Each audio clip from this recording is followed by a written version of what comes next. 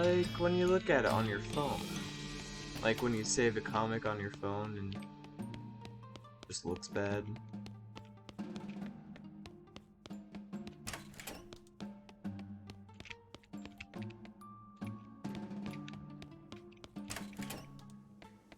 Okay, so there's a guy who wants to play billiards in there, also known as 8-ball. The best dang billiards I've ever drank. I wonder what this guy wants again. I don't know, he's not the scabby Peter. Oh right. Alright. Last part of the 18th Overture.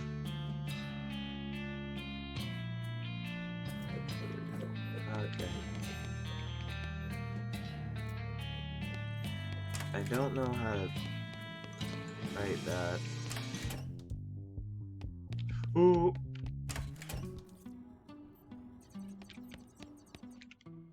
Are you sure you don't want the Goblet of Blood? Damn, the Goblet of Blood is not working for this kid. What was that? Whatever. Probably just a loser that sucks at tea parties.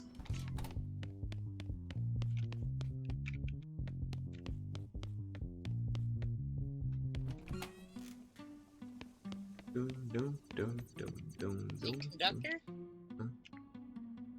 Huh? Yeah, it is a conductor. There are no more ghosts on the first floor, by the way. Nice. Go.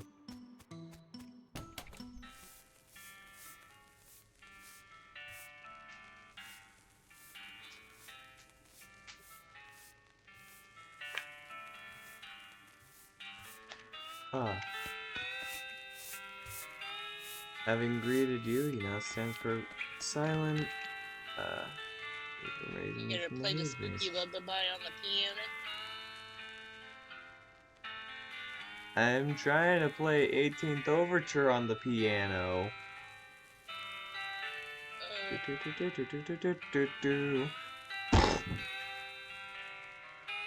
Token smashing machine. Buy one of the token over there.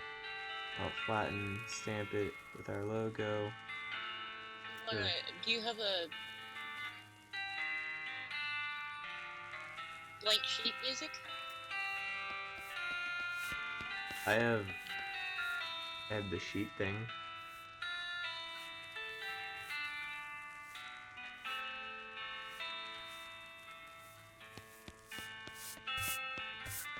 Supposed to take the blank sheet music into the crib.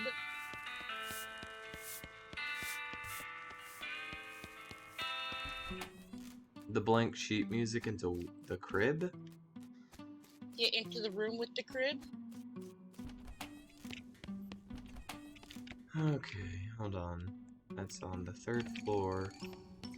Okay, I'm gonna try figuring out from there. Thank you.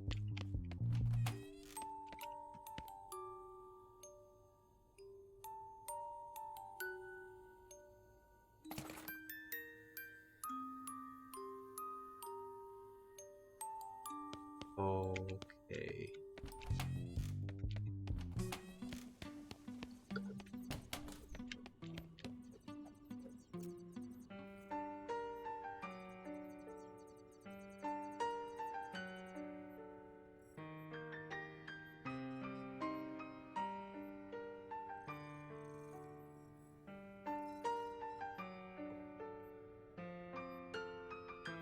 Oh, his movements are slowing. Oh, he looks so happy. So happy. Now he's dead. But he was dead before, so who cares?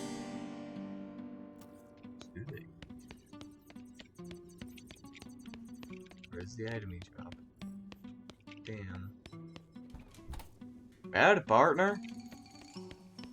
Welcome to Good Springs. Damn, I need to play Fallout New Vegas again.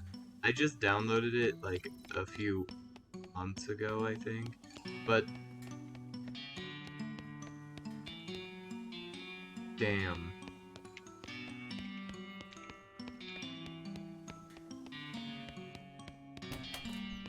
Nice. Yeah, I know, right?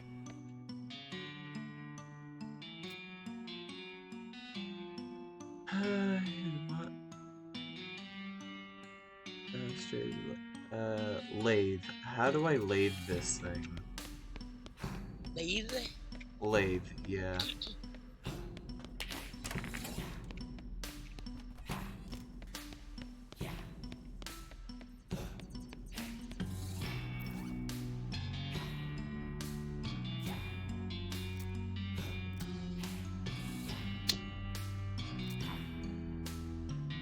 Wait.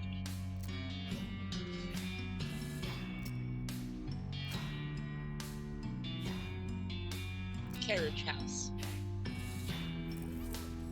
Why is it always whenever there's a thing that I can complete, it's always at that stupid carriage house?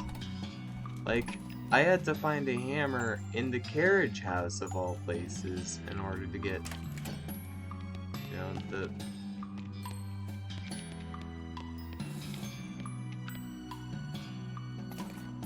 Oh, fuck it.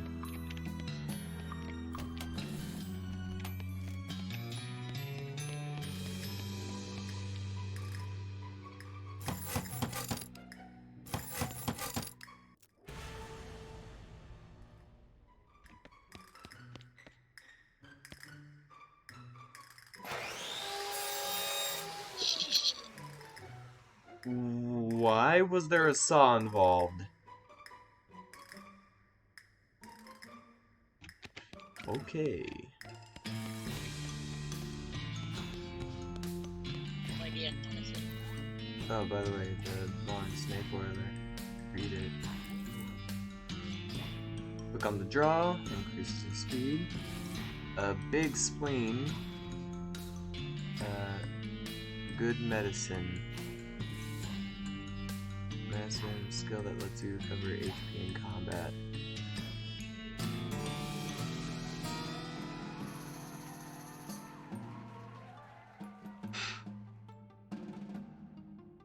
Is it recipe kind of snake oil concoction that might come in handy? Gives good medicine. You practice snake oil concoction until you can do it with your eyes closed. When you open your eyes again, it appears that somebody's stolen your magazine. A scoundrel! I can't blame them. I hoot-nannied and hornswoggled a few things from other people. Question. Yeah, Are you left or right-handed? I am right-handed.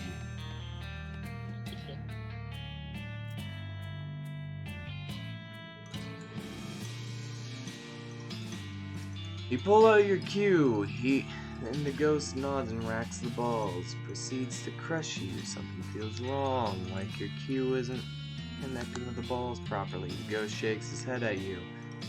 You're totally new to this, ain't you? You gotta chalk your cue. Chalk? Can I borrow yours? Mine's ghost chalk. On the word. What?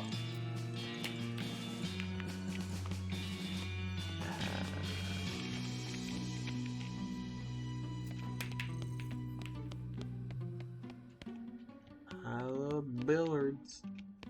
There's a trapdoor on the roof, but I can't reach that, so. Tia, where do I find chalk?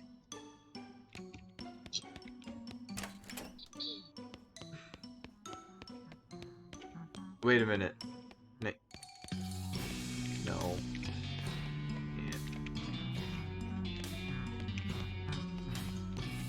I can't use coal as chalk, I guess. Or can I? Hold on. Let me. Children's quarters. Oh boy. Oh, the blackboard. Huh. I could have sworn I seen it.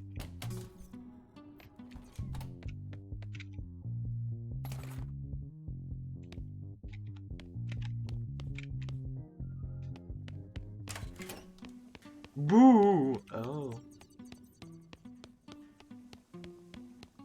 And get that little girl her tea later. Not a goblet of blood again.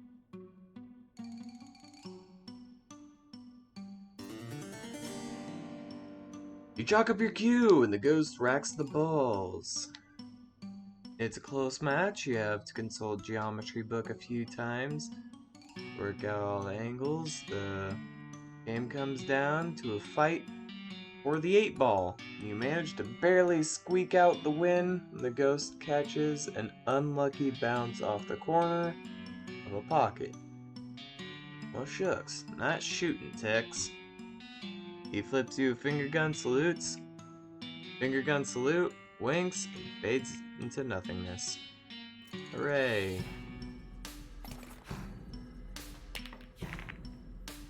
You grab the most appealing ball, the 3-ball. Key leaves are apparently in the hedge. Now where do I put this 3-ball? How many ghosts are there? Knock knock. Florence and Goat. Goat and Florence, the ghost hunters. Florence and Goat. Whatever. Has been stern. 5 of them left according to the scanner. We're working on them, ma'am. Okay, so there are 5 ghosts left. I know that there's the Tea Party girl, the guy that exploded his face with a bullet. Second floor, which has Miss Defense Attorney. Oh, okay, hold on. Pretty sure there's still Florence.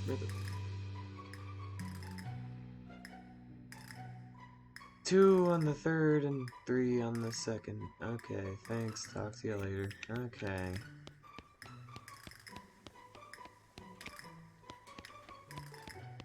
How do I deal with the library lady?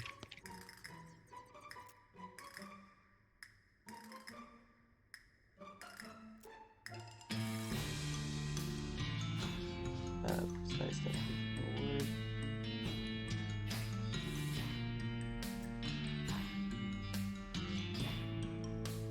The paste is for both repairs, not for eating. Oh, please? No. Shucks.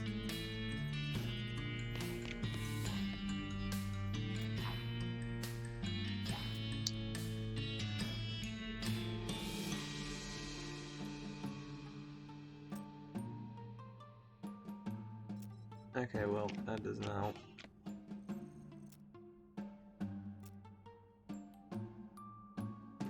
Oh. Yes, we have a small archive.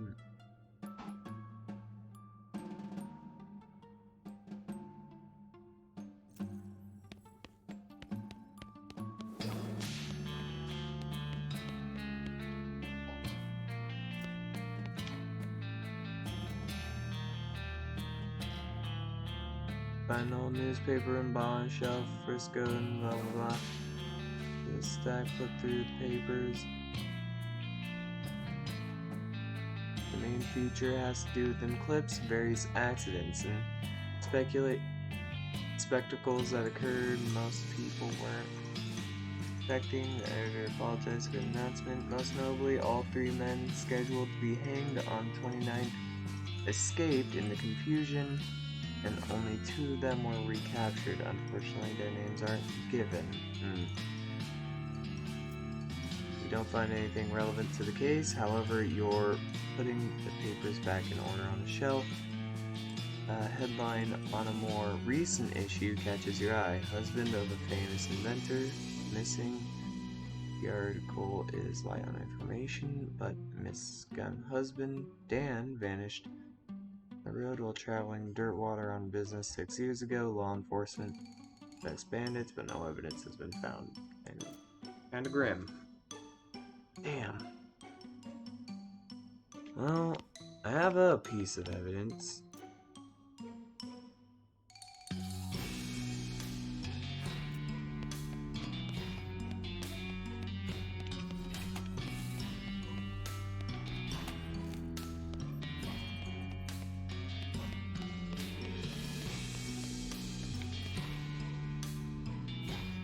question for you.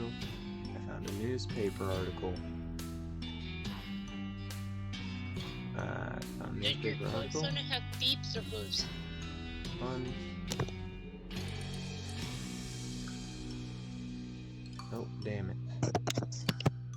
And executed criminals aren't given gravestones with their names on them, so you can't just go looking for Frisco Cemetery to find out. Listen, Goat, I really appreciate that you're trying to do, but at this point, actually, you'd have to actually find McReady himself to prove that he wasn't executed due to my failure. Well, I guess that's what I'll do then.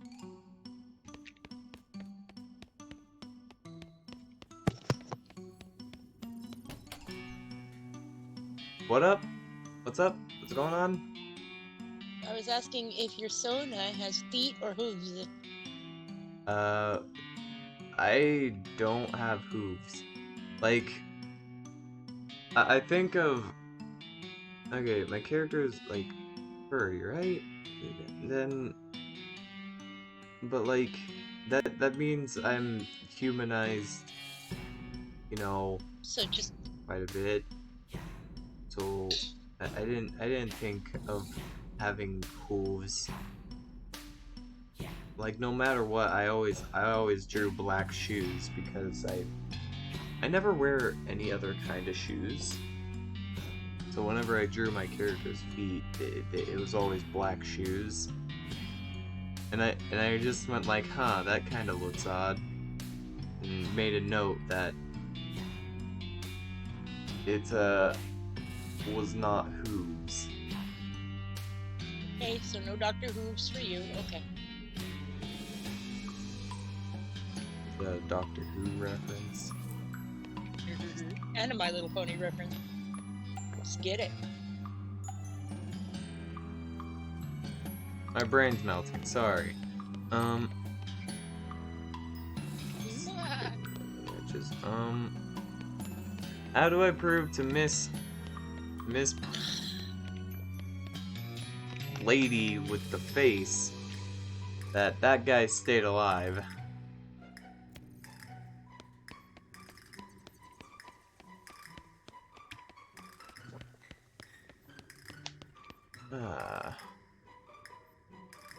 The art gallery lady? Yeah. She's a bitch, and I want to win that argument.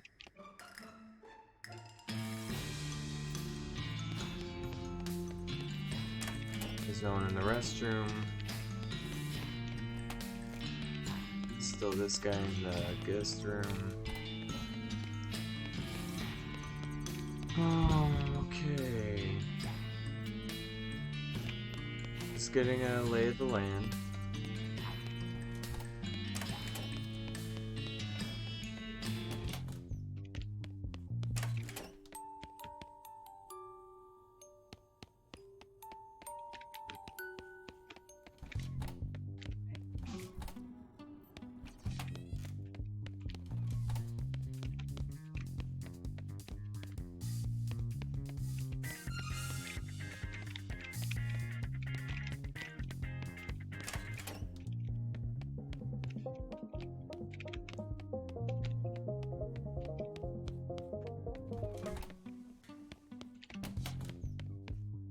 My drunken partner. Hi! Where are the ghosts? 3 left on the second, 2 on the third. Oh, right. Alright, see you later. Okay. There's So one in have you there.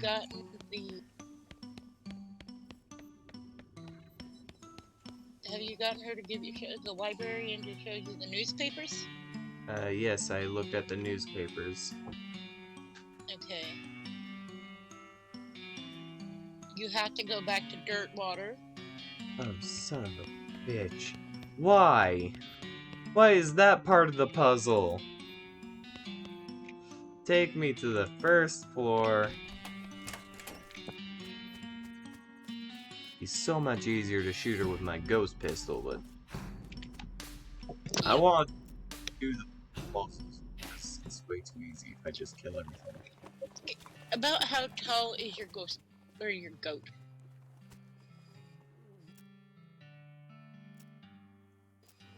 5'11". Okie dokie. Hot dogs! Ah, sweet, hot dogs. Howdy. Grumble, grumble.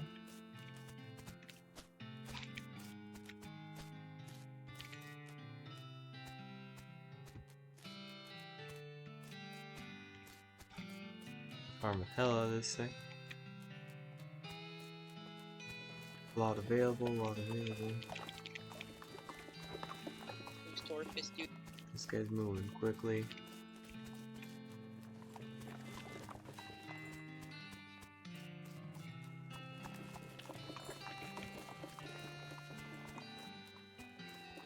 Bless.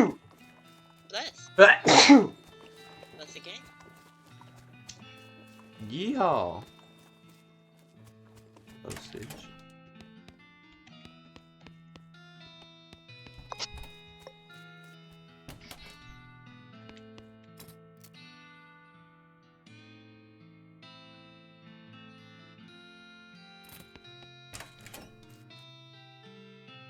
Cactus Bill, didn't expect to see you around these parts. Well, I gotta admit, I got a little nervous. And I saw you leave Bourne Springs, so I figured I'd hitch a ride out west and see what I could find. And just found this place, so much hustle, so much bustle. There's a lot of both in those. Hey, nice pot. Thank you kindly. So what's new? Well, to be honest, what's new is a profound sense of longing and loneliness. I'm sorry to hear that, Bill. Well, it is what it is. I was hoping I'd run into similarly lonely cactus lady somewhere out here. Or failing that, a normal human lady looking to marry a cactus, no luck. Not yet, of course.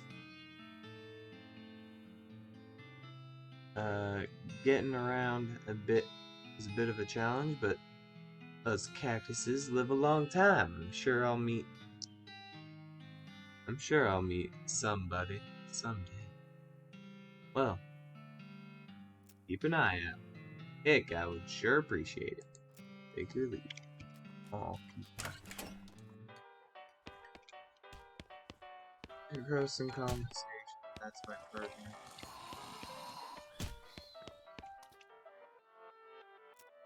Howdy, Lloyd. Heard of a fella named Macready? Macready? Nope, don't ring a bell. Would have been 17 years ago. Heck, I got a long memory, but not that long. I only started working here 6 or 7 years ago, anyhow. Anyway, what about the guest register? We only keep those for a couple years. Oh, a place that might have records as far back as what would be the post office. Exactly as I thought.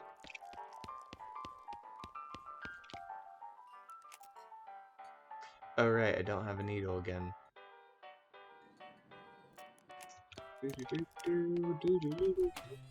Hey, can I buy a needle? What do you need a needle for? To fucking fix a man playing a piano. To fix a what now? A man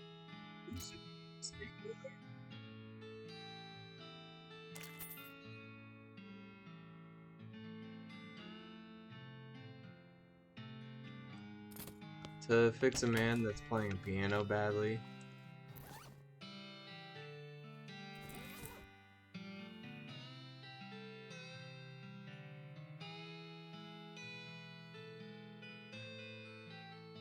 Strong medicine. You know what?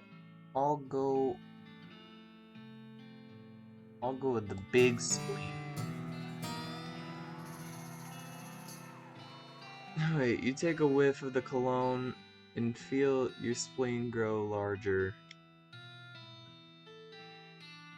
Then you squeeze so hard the magazine is blown completely to bits. Oh. Here's some tight, I think.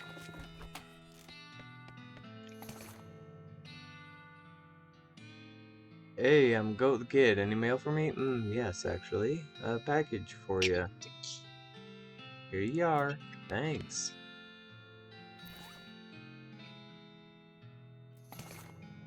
Modern Snake Oiler! Here, bro. Found this and thought it might help you not die. Geez, you really miss that kid. And you miss parents. You get all nostalgic thinking about it. Nostalgia mode! I like nostalgia mode. On the draw, bad medicine, strong medicine, muscle. I'm gonna go with the quick on the draw.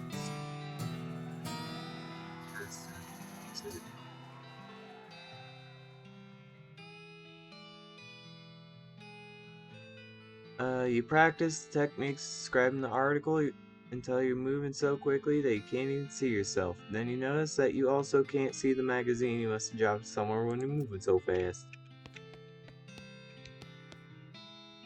And go. Any mail for me? Nope. I'm trying to find a guy named Macready.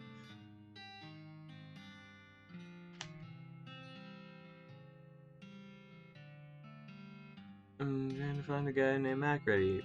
Possible that he passed through 17 years ago. Passed through? We don't stamp passports here. Yeah. If he stayed a while, I might have forward an address. Ooh, can you check, please? Alright, them books dusty anyway. Pulled out big ledgers out of desk. Oh. Post office person is a girl? I really couldn't tell. Oof. Ledgers off your desk, blows a huge cloud of dust in the air and starts leafing through them. 17 years, round about 78 then? 6, 77, 78. Maroon, stupidity, Comfrey McReady. I got a map McReady.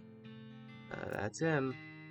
No forwarding address, but you can ask at his old place, just out of the northwest here. Let me stamp it on your map. Oh yeah, looks like you already got it there. Desert House, that's the one.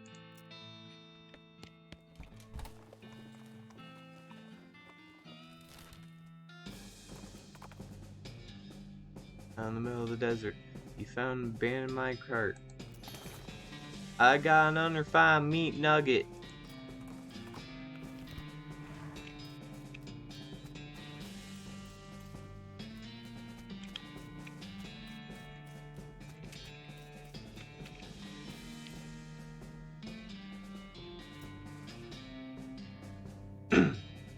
You dig until your shovel hits a wooden coffin. You haul the lid open.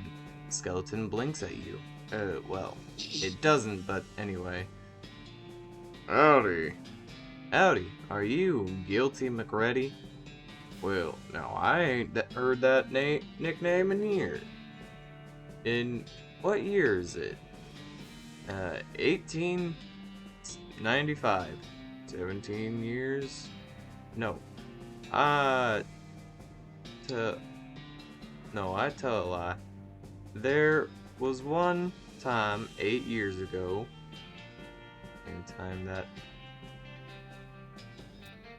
Same time McReady did that. The same McReady that escaped the gallows during an eclipse. Well, now since the statute of limitations has expired, might as well fess up. Yep, was me. Real sweet plan too. Apart from the one little hitch. It went off smooth as silk. Even worked in a little misdirection to lead the law to them other two fellers instead of me. Served them right too. They was real murderers. Not like me. I never killed a man except a fair fight. Except that one little hitch you mentioned? miscalculated how long the delayed trial? You miscalculated how long to delay the trial. So in order to not miss the eclipse, you called for trial by combat. Oh, well, yeah, that's true. Of it. You're blaming me for Miss Wainwright's death, I suppose. Well, why didn't you just trust her? She would have gotten you declared innocent. She had a real good head on her shoulders, sure, but so did that prosecutor feller. I didn't rate the odds better 50-50, not good enough. And anyway, the trial by combat was part of her job. She should have been ready. That stinks. She trusted you. She's a ghost now because she feels guilty about losing that trial. I spent ages trying to convince her that you weren't innocent, and she backed you up every step of the way, despite the fact that you got her killed. You don't even care? Hell, you bite your tongue, Sonny. You don't know me. Don't care? I did what I felt I had to do to stay alive. And I felt damn guilty about what happened to Miss Wainwright. But I ain't taking the blame, all the blame, for it, no sir. She tell you herself she should have been better prepared, just like she told me that day, apologizing with her last breath. I gave up gunfighting for her. Gave up the only thing I live for. That's how I felt about it. You gave up gunfighting? Weren't easy, but I did. Bought this house, bought this land, raised some chickens, had a little vegetable garden. Place has gone to hell since I died, that's a shame. Anyway, I never fired my pistol again. Not even damn fence post. Oh. That's not what it says on your grave. Oh, read again. That's the fellow that what killed me, having a little ironic joke, I reckon. Someone killed you? You only the second person tracked me down. The first one was 9 years after the trial. Vic Timsbury's brother hunting for revenge. What happened? He challenged me to a duel. I told him I ain't doing it. That I ain't doing it. I ain't doing that no more. He asked me again, and I said no. And he hollered at me, and I took my pistol out of the closet, threw it at his feet, so he could see how the cylinder was all rusted shut. And he cocked his gun and asked me one last time, and I said no. No, and last thing I remember is the bang. Jeez. Kinda him to bury me though. Guess he weren't all that bad. Do you want to see Felicity again? I could take you to see her ghost. Nah, I reckon I'll just go back to sleep. Ain't right. Dead fella walking around, just tell her sorry for me. Oh wait, ain't right. Dead fella walking around. Just tell her sorry for me. Give her my pocket watch. She'll recognize it. Alright. Bye, McReady. So long, fella. I like this guy. He's the best part of this entire DLC. It's a DLC? Yep.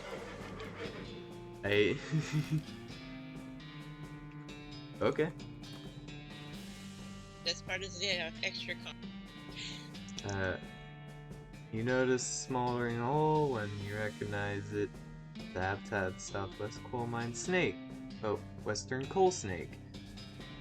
Keep these sounds, but also enjoy fight if one is stressed upon them. Dude, I can oil this fucking snake. You're a snake oiler. That's almost as good as the I Boston got a answers. snake spleen. Excuse me. Bless you. Let's get him with a trusty knife. You got coal snake skin. Got 2 venom and 2 medicine. Woohoo! Be happy for me. Woohoo! Do it. I just choked on my freaking energy drink. Thanks. Good. Anyway. Ooh! I get +3 in Moxie to my hat. Oh, wait. Would that be good to put on my fake Pope hat? I gotta think. Because the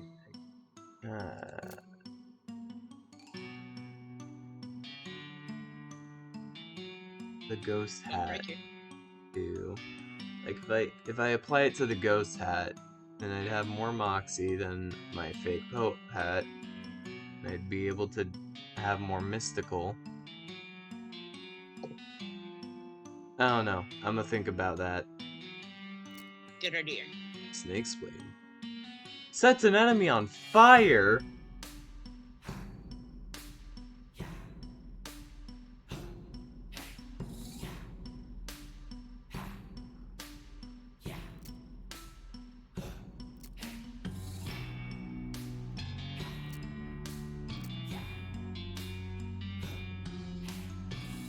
Where's my goddamn...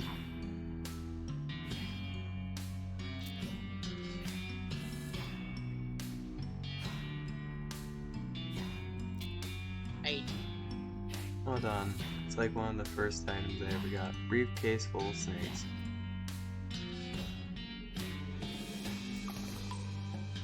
Snake medicine. More medicine. Venom. Venom. Wolves.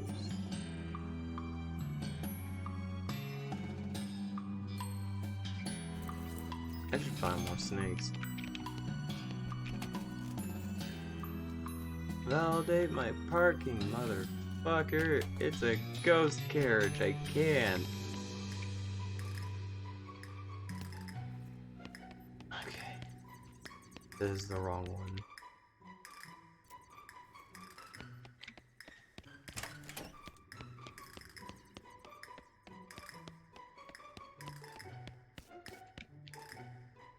Hey, I got a question for you. Are you ready for this? What now? I found McRae's grave. He wasn't executed. You're 100% certain it's him, not any other man named McReady? It was him. He gave me this watch to give to you. Turns the watch around in her hands for a while, looking at it without saying anything. She slowly winds it and listens to the chime. It chimes the hour. Yes, this is his watch. Alright, thank you. Wait, you said he gave it to you? Is he alive? Not exactly. He's a skeleton. We talked for a while, then he asked me to bury him again so he could go back to sleep. What did he say? He confirmed our guesses. He knew about the eclipse in advance. Stalled the trial for his escape plan, but stalled too long. And decided to hedge his bet on calm for the... But stalled it too long and decided to hedge his bet on calling trial by combat. He gave up gunfighting. He what? He bought a little house, raised chickens, and never fired his pistol again. But in fact, he left it to rust. 9 years later, Timsbury's brother caught up to him, challenged him for a revenge match. McRae refused repeatedly. Fuck. And so the guy shot him. He said to tell you he was sorry. Hey! Oh! Pistol damage! Oh, melee attack damage, my. Oh, because it's good with everything. Those goes on to your lapel. She looks at you silently for a moment, then looks at the watch. She winds it back a minute, listens to it chime again. She sighs and shakes her head and smiles at you. Thank you, Goat. You'd make a damn fine attorney. Shakes your hand and fades from view. As she does, leaving your attorney's badge in your hand. Rest in peace, counselor. Objection! Overruled! Overruled, you dead. What do I have right now? I get 3 Moxie from this. What's better, Moxie or pistol damage? I don't know.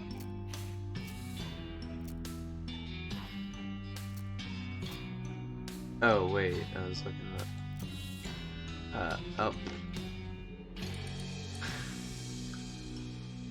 Okay, hold on. Moxie determines how much damage your pistol attack does.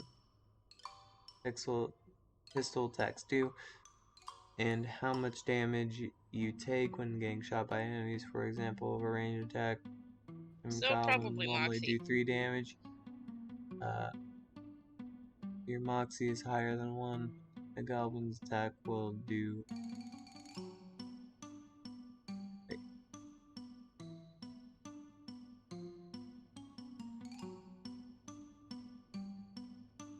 Normally do 3 damage if your Moxie is 1. I think Moxie and the Attorney's Badge will be the same. The Attorney's Badge just...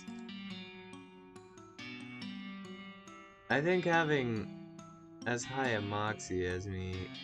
Okay, I have 38 Moxie. Damn. It is more than double my 2 other stats at the moment. Hey, Paul. How's it going?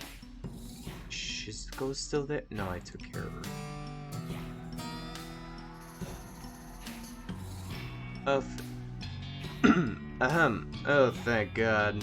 I've gotta wash this flour off and get back to work. But first, frantically scratching every part of his body. Man, feels like I've been saving up these stitches for days. I was about to go crazy. Thanks, Goat. You're a lifesaver.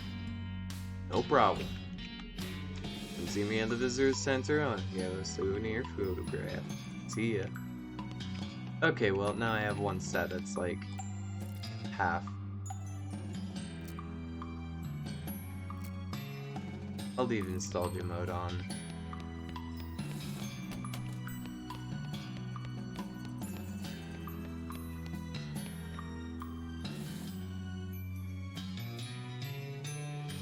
How do I get an exploding cigarette?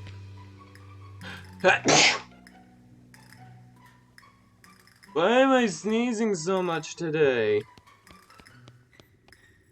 Oh, why do I... Oh, it's because of this. This stuff. Someone must... That's cool. I'm looking at things. Don't mind. Sorry. Is sneezing.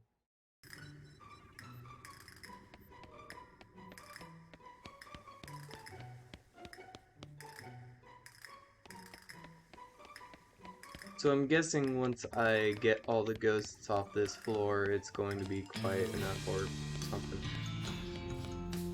I guess budding cigar trick. I'm gonna go to the first floor, see if I can find some tea or something.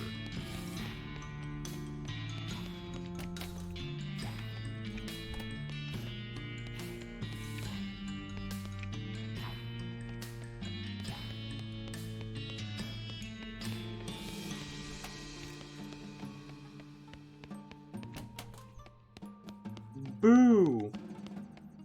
Boo, boo, boo.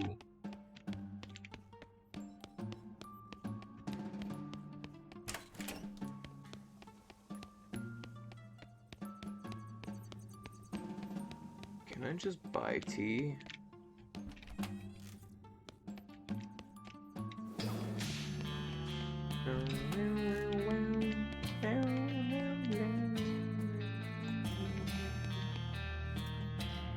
Aha, the device. Increasing the loudness. The gun. Silencer, if you will.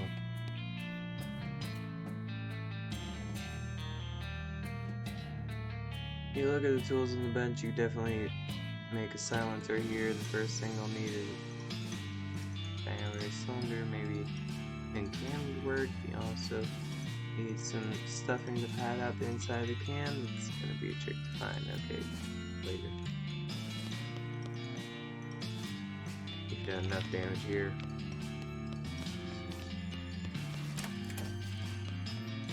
Boo!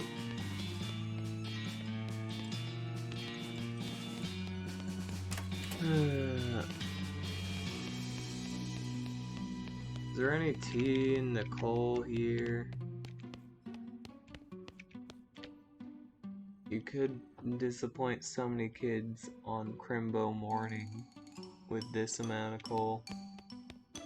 Okay, I'm gonna guess Tia did not hear most of that. Hi, Tia. It's in the hedge maze. Tia's in the hedge maze? Yep.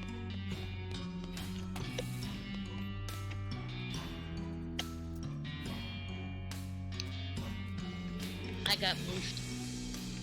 Yeah, I saw.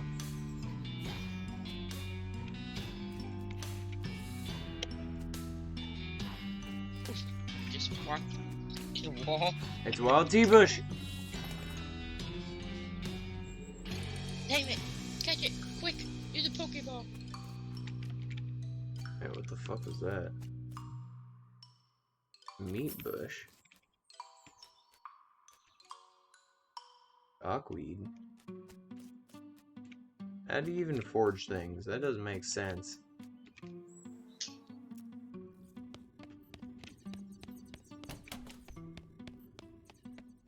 Why wouldn't you take up lock picking?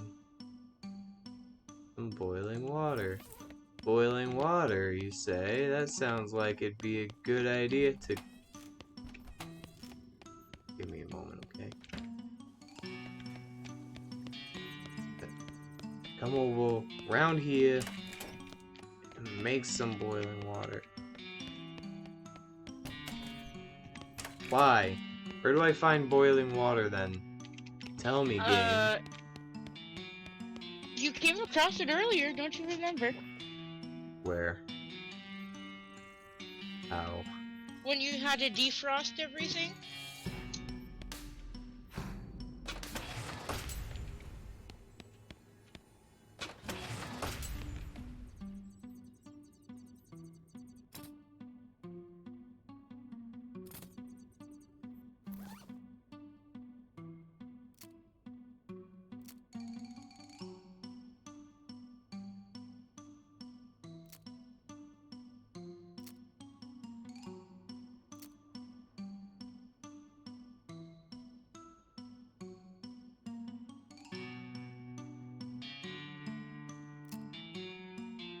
Do you remember yet?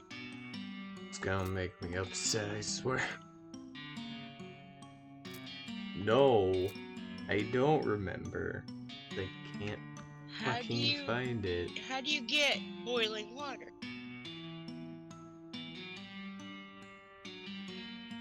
Hey, hold on a second now.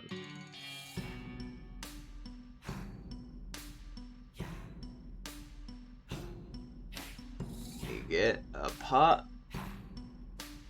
You get water in the pot, and then you slap that pot onto a stove, wait 3 minutes, and then boom, it's boiling. Focus on boiling. I can't find the goddamn... Oh, right. I already used up its canister. Dear, where the fuck do I go? The boiler room?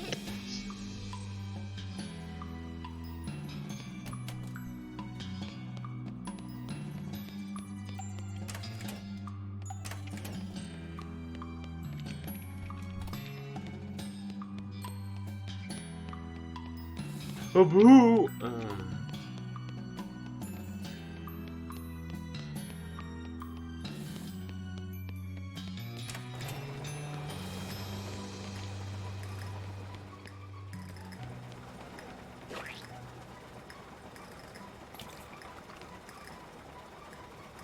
That is disgusting. But okay, we'll fucking deal with it. It's probably just condensed.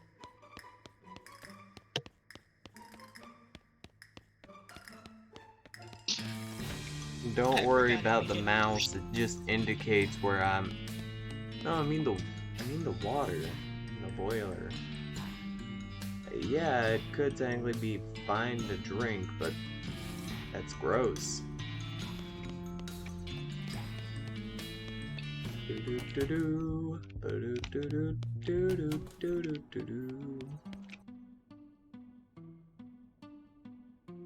Are you sure you don't want the goblet of blood? Okay, yeah, I did.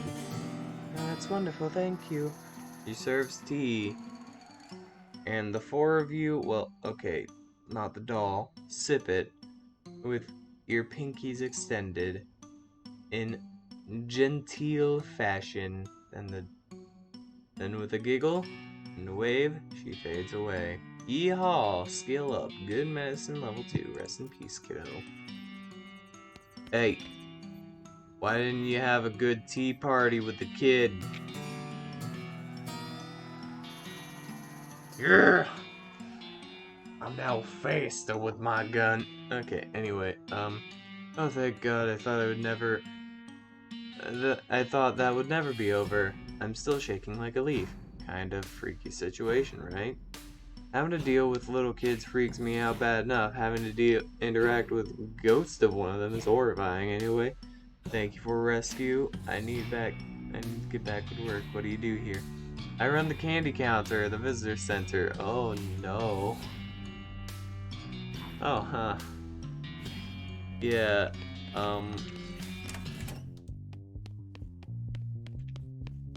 okay.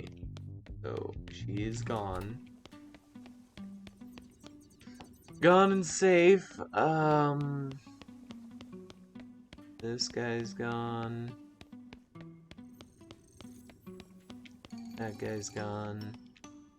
I'm gonna go to the left. So, there should just be the librarian and the exploding cigarette guy.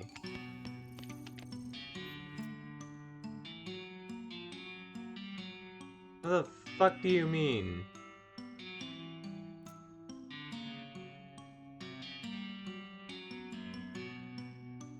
Okay, do you like Florence? Electro House. You won't have heard of it yet. How bohemian of you.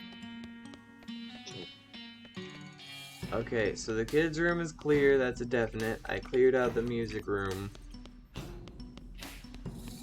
I'm actually not so sure about the Mr. Gunn areas. Let me go double check. Yep, this place is good.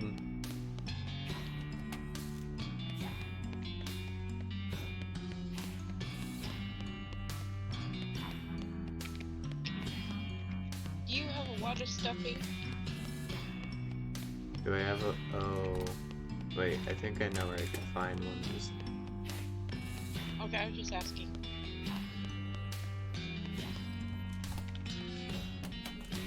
Goddamn motherfucking piece of shit. God fucking...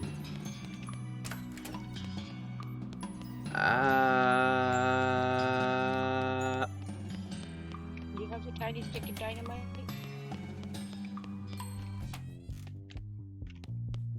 I know I saw that. Why would I need a tiny stick of dynamite?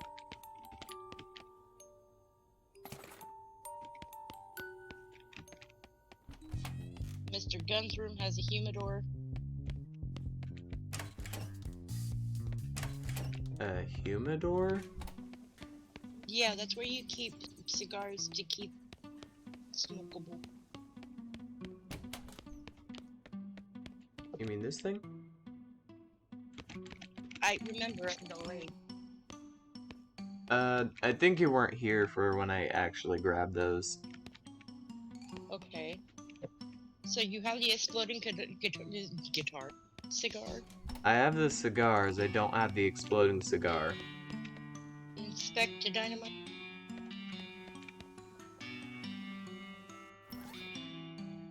I don't have any dynamite. have sworn you picked up this tiny stick of dynamite somewhere.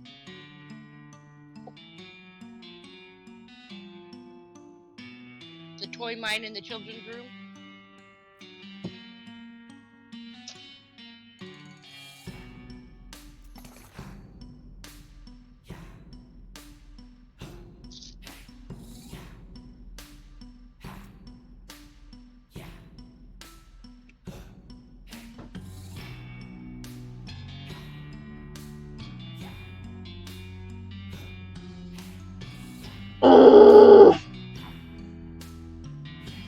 Angry growl. I cuffed my hands together and shouted into that instead of directly into my mic.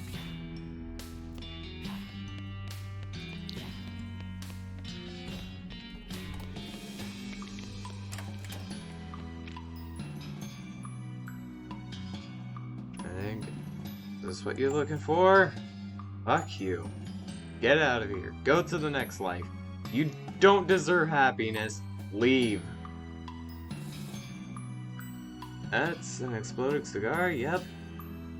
Sometimes a cigar is a cigar, but not this time. What do you do for the explosive? Found a really small firecracker. Just big enough to blow up the cigar without blowing up someone's face. Also without the, you know, violent lead projectile. You're genius. Let me see in action so I can finally rest. Light it up.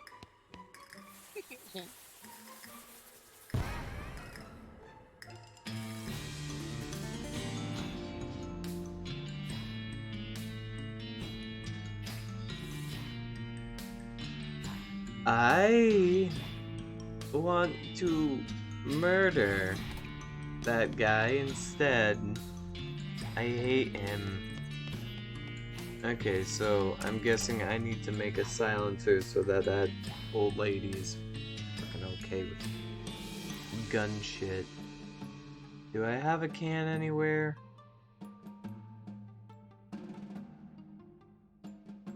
Plum pudding.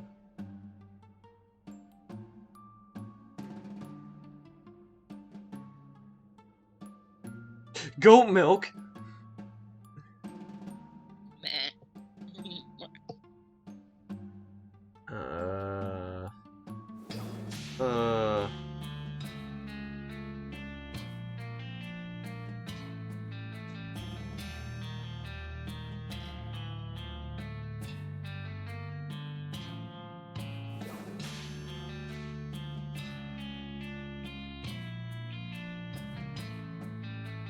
Do I have a random ass can anywhere?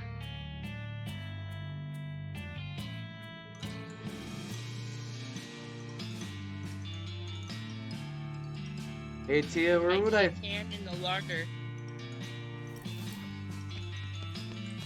Maybe. First floor.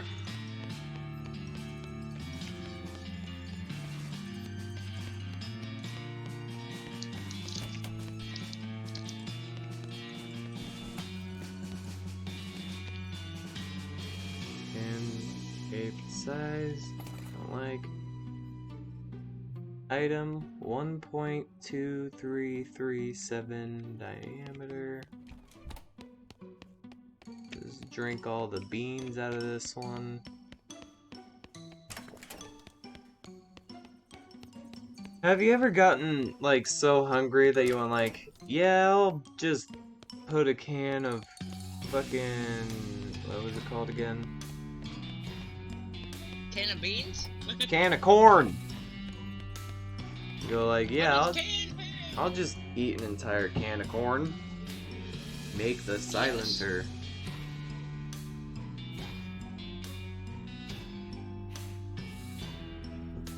Go on the end of the can, carefully remove the beans, and you soak the stuffing in a vat of toxic damping chemicals. Careful. Yeah, and inside the can viola, the silencer. Yo, I got a librarian to cheer up.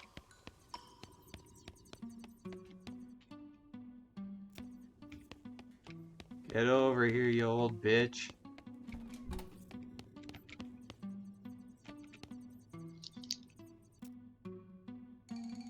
Hey, look, I invented this. Shh, how many times do I have to tell you? I invented this thing that makes guns really quiet. Oh, how marvelous! Finally, I can rest in peace knowing that the libraries will be safe from the noise of gunfire. It is only an atmosphere of quiet that true joy dare live. Bernard Russell. And with that, she dissipates into nothing. He isn't famous yet. Well, whatever. He's fucking dead. Where are the ghosts? According to my weirdest sprint, there's only one ghost left on the premise, and it's let's see him third floor of the manor. Thanks! Fuck you. It's been the worst puzzles of my life. Whatever. I do feel significantly less haunted. Did you get rid of the ghosts? We sure did, ma'am. Actually, my scanner says there's still one. Shh, yes, ma'am, all ghosts are accounted for. Splendid, come right in, thanks. See? See, bitch? She's a fucking ghost. She's been dead.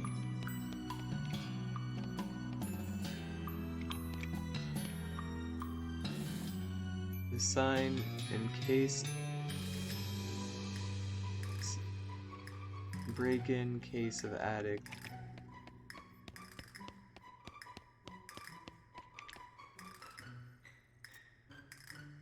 Yay! You look long and hard at yourself in the mirror. Think about things that you've done. A lot of things were pretty cool. Yeah. Fuck your lights. No more light. Turn off the light. Hello, Miss Gunn. Hello, Goat Wizard.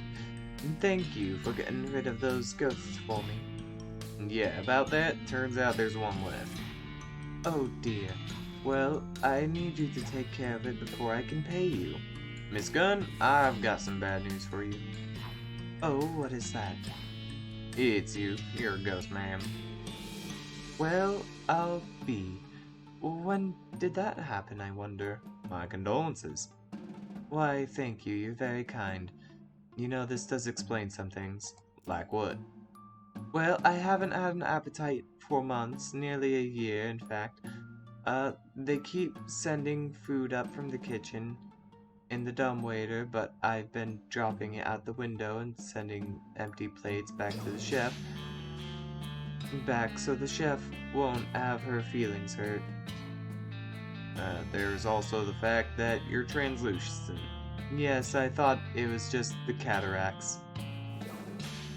Miss Gunn, this prompts a question, you know. What was that? Why are you a ghost? Well, I'm sure I don't know. You're the expert, perhaps you can tell. Ahem, that's actually me, I'm the expert. Do you have some kind of unfinished business, something that's tying you to this place? Well, now that you mention it, I suppose I do. Mind telling me about it? My entire family disappeared a few years ago. My husband and 3 daughters. Oh geez, I saw their rooms, but I didn't know they were actually missing, I guess. I assumed they were just out of town or something. The sheriff suspected they'd been kidnapped for ransom, but no. No one had ever made any demands, they just vanished. I never found out what happened. I always thought they were taken away by ghosts. Now gee, why do you say that? I've always felt guilty about how many people have been killed by my invention. The belt buckle? The gun! Oh, right. I used to worry that their ghosts would come back to haunt me when I built this house. I had an electrical anti-ghost field installed in the walls of this room so they couldn't get in. Oh wait, that's awesome! Wait, doesn't that affect you? Well, I'm sure it would if I attempted to walk through the wall, but never occurred to me to try. Uh-huh. Ah, got it. After Dan and the girls disappeared, I became so sure that ghosts had gotten them. I locked myself in here after donating the rest of the house to Historical Society so that there'd be someone to look after the place. I feel rather silly about the whole thing. Silly? I mean, ghosts do exist, obviously. Well, yes, but now that I'm a ghost myself, I can sense the presence of other ghosts, and they only arrived to this house yesterday or the day before. That was when I called for an exterminator. You know I didn't even question how I knew they were here, but I don't think there have been any ghosts here before then. Why'd they all show up yesterday?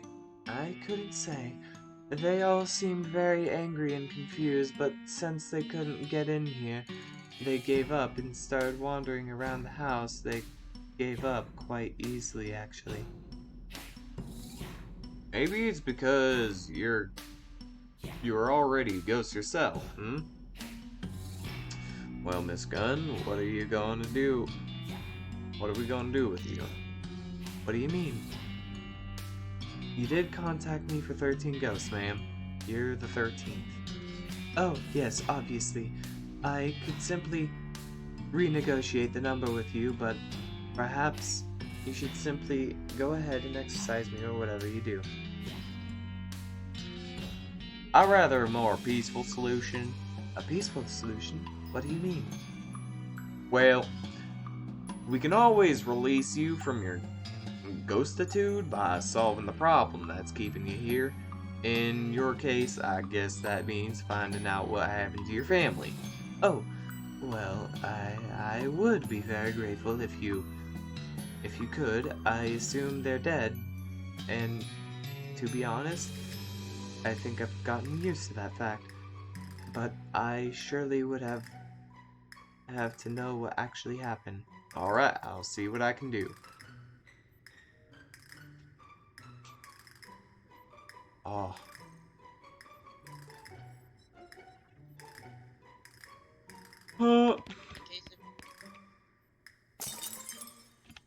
Attic opening stick.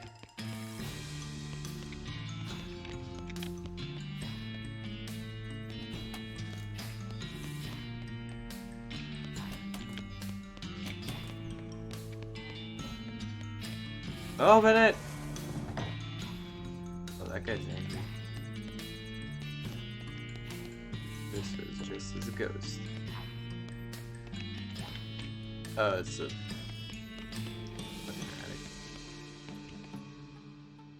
Hey, who the heck are you? I'm Goat the Kid. But since I'm not the guy who's apparently hiding out in Miss Gunn's attic, I feel like you ought to be answering some questions. Oh my, well I'm the friggin'...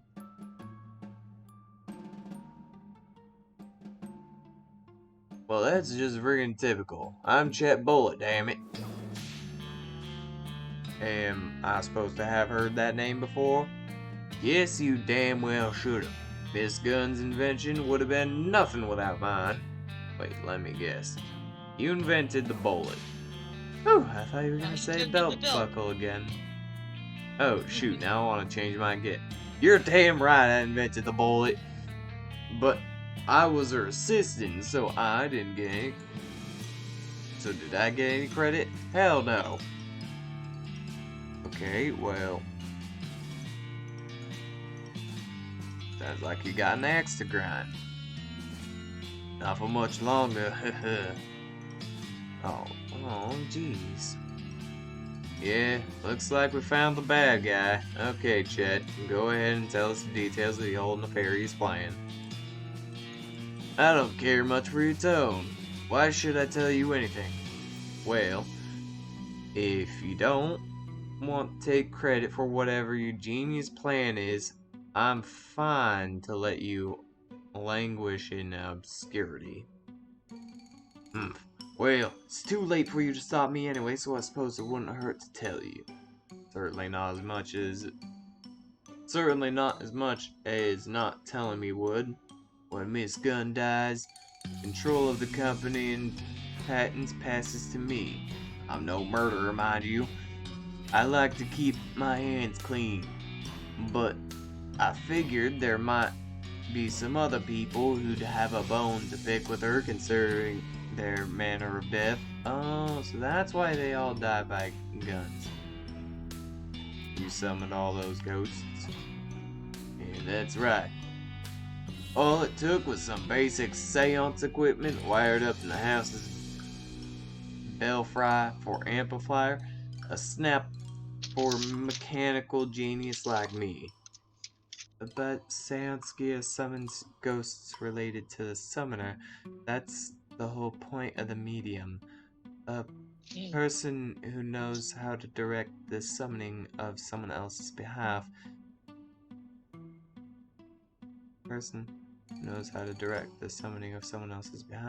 So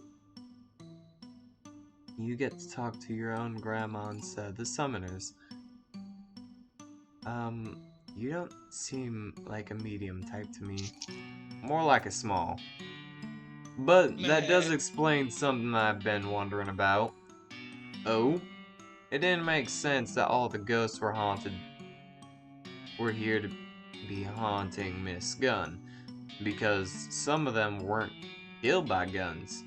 But they were all killed by bullets. Naturally, I anticipated that there'd be a couple of those. That's why I rigged this room with anti-ghost field, which I cleverly boosted so that ghosts couldn't even sense me up here.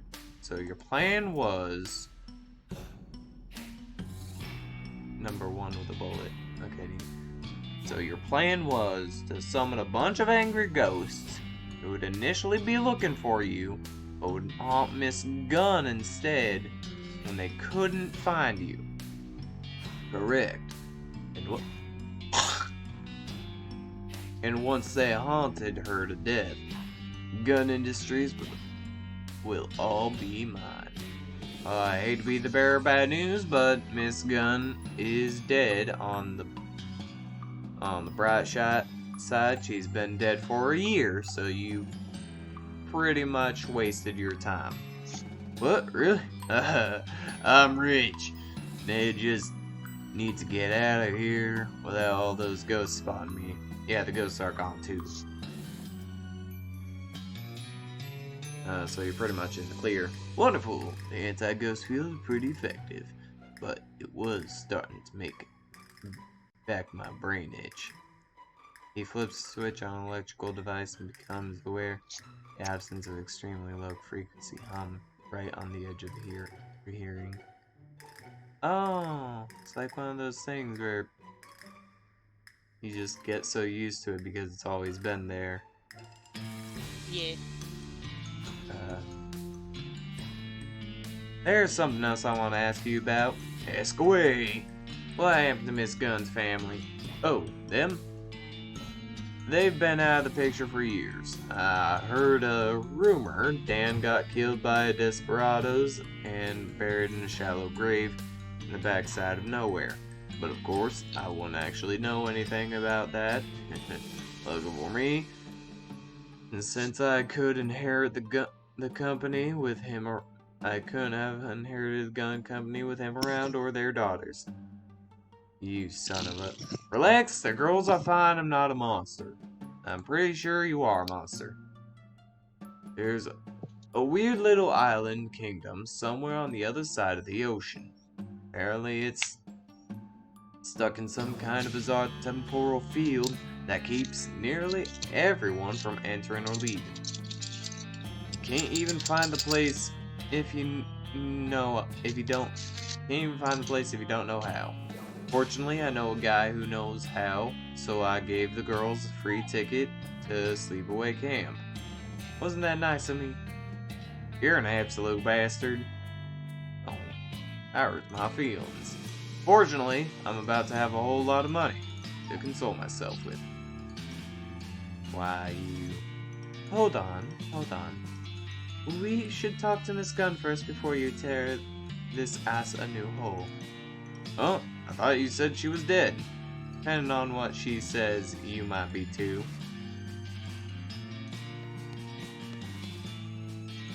Okay, there's big bells hanging above. Yes. Oh. Science stuff.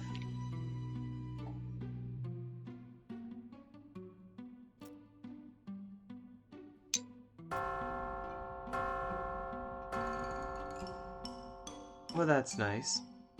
Yeah, that's a pretty good bell. Nice clear tones. Mm-hmm. Boxy.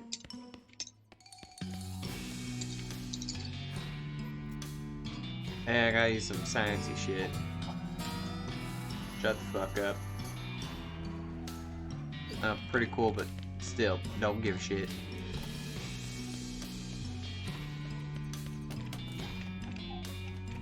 Gravy, if you don't shut up, I'm going to kick you across the hall. Miss Gunn? Gravy. Hello again. Have you managed to find anything out? Yeah, I have good news and bad news. Go on, I'm ready. Jet Bull had your husband killed and your daughters kidnapped. So he'd be the sole inheritor of your company when you died. He's also the reason that the ghosts are here. We're here. That son of a bitch. I should have suspected something when he suddenly started being so ingratiating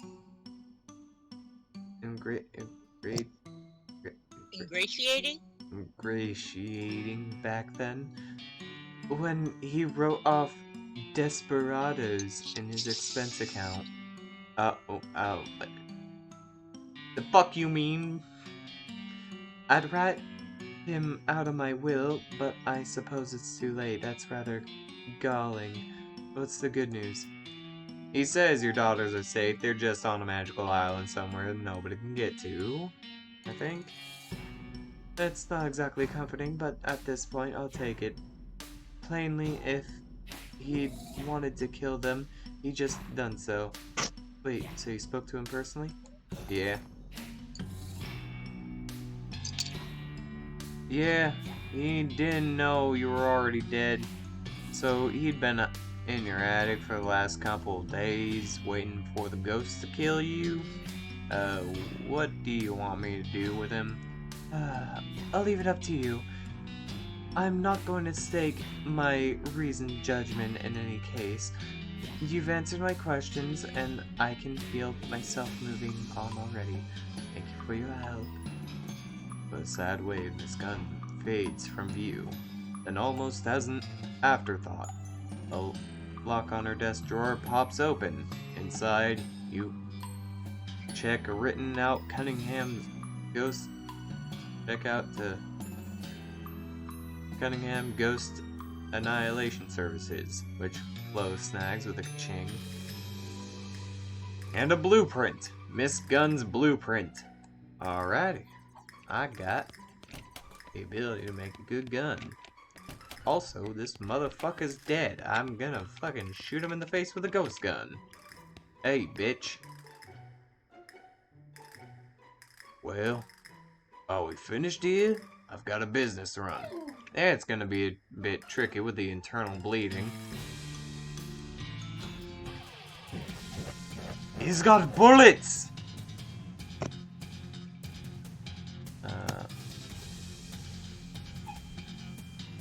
I would have used her gun for it, though. Huh? I would have used her gun for it, just for the poetic justice. Nah. I deal the spooky damage. Oh, that's kind of... Oh. Oh, fuck.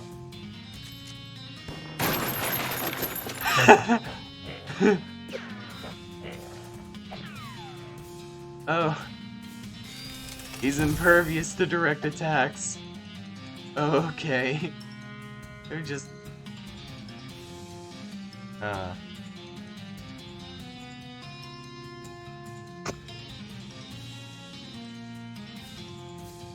Okay, I'm gonna heal myself. I deserve a drink. Oh, it doesn't... This will not end your turn. Fucking... Let me throw out a snake.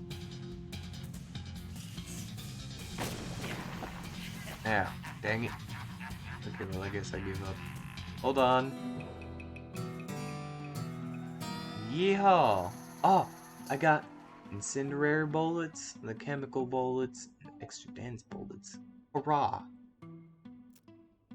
You beat the hell out of Chet Bullet, and hog tie him and drag him down to the visitor center. The employees assure you they'll hand him over to the sheriff on jurisdiction of whatever jurisdiction this is. Good. Well, that's it.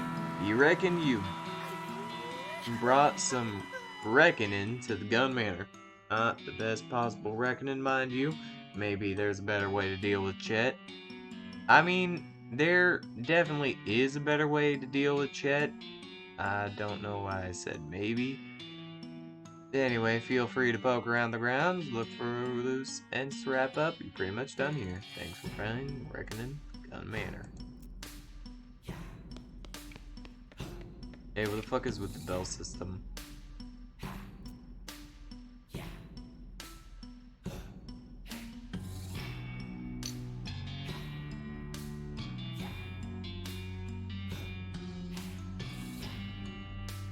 I get it.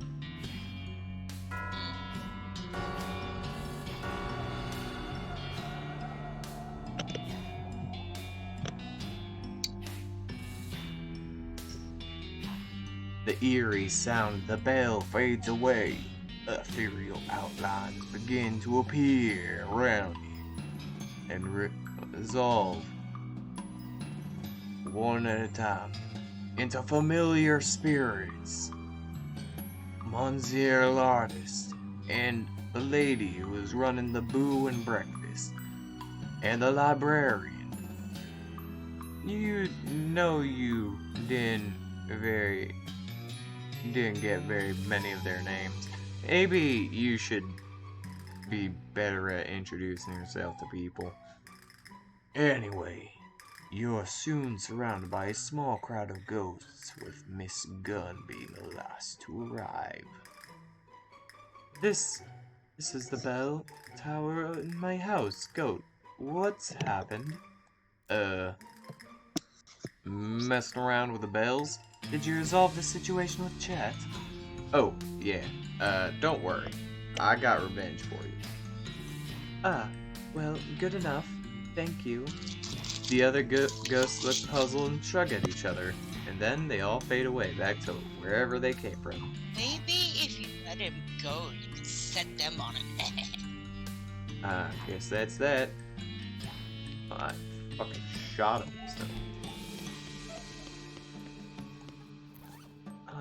But if I knew it would have said boo before I...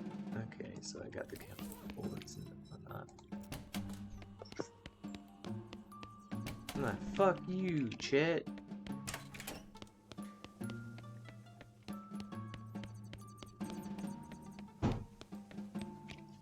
I am done with this stupid manor.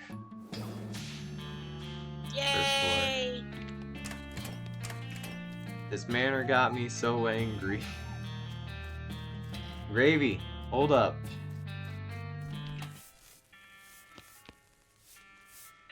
Did he say hi? Welcome to the Gun Manor Visitor Center.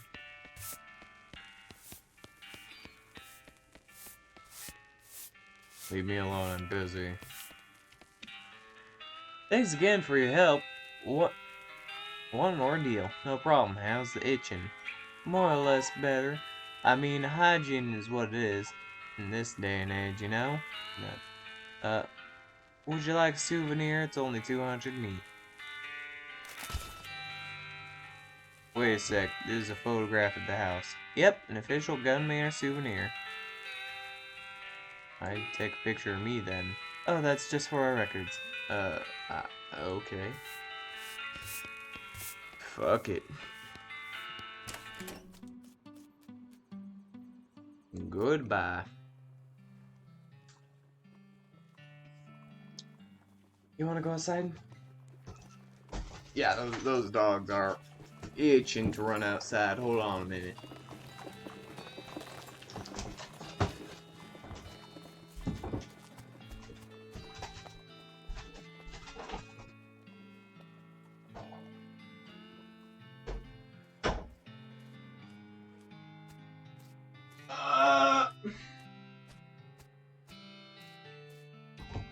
Just got trampled. You alright? This hat's too small, but at least it ain't heavy. There's some random passerby.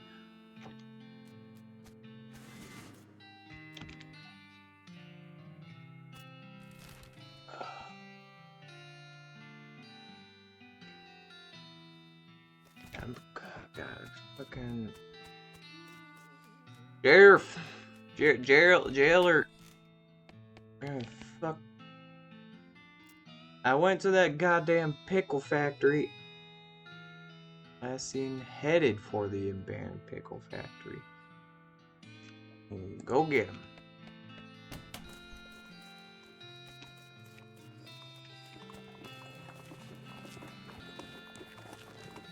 Fuck no.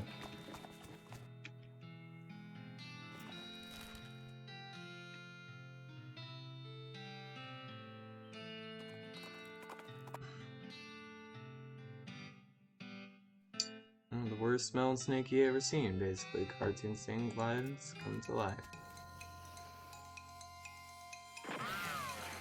Oh shit, it's not dead. Oh! Damn. Go get him! Yeah, Pokemon battle.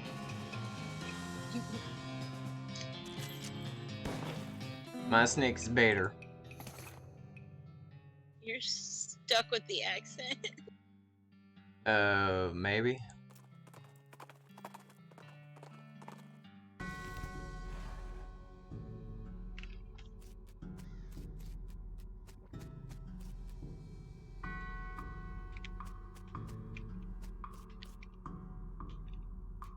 Haunted pickle factory.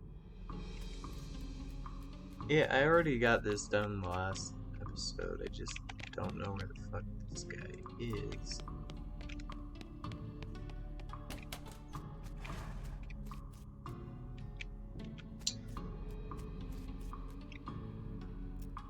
Maybe I already gotten that taken care of. I just need to talk to the...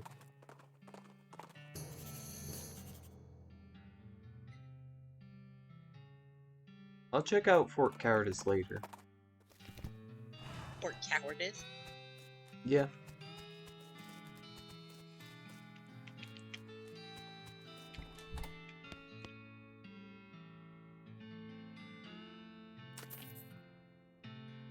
What? Hey there! What's the good word? What in the world? It's the Gernberg brothers. And please, I don't want to talk about it. It was really weird. I believe you. Here's the reward. 1,500 meat. Damn. Thanks a bundle.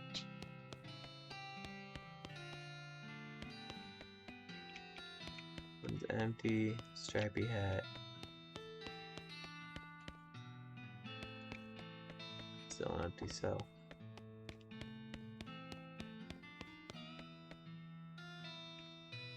Oh hey, good to see ya. You know, you've really cleaned up the area. I'm plumb out of boundaries for you. Does that mean I get to be sheriff? No, but I guess you can be a marshal if you want. Oh, what a coincidence. That's my middle name. Well, thanks again for your help, Marshal. No problem. Howdy, Marshall. How are you? Just fine, thanks. Oh. What the fuck were you doing? Goat Marshall? This lady just fell over. Too much to drink, suppose? No fucking clue. Where do I get a needle? Do you have a needle? Give me a fucking needle.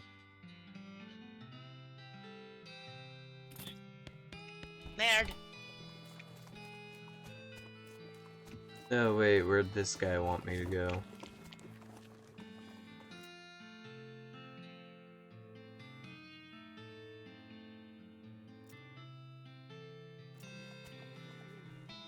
Where do you want me to go again?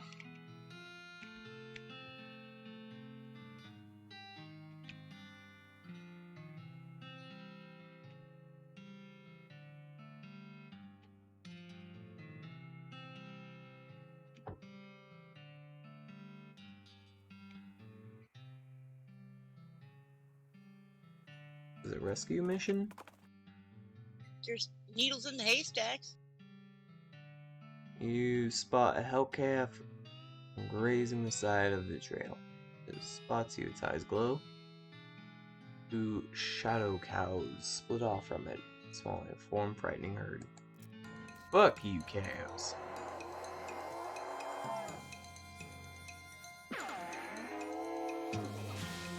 Spooky.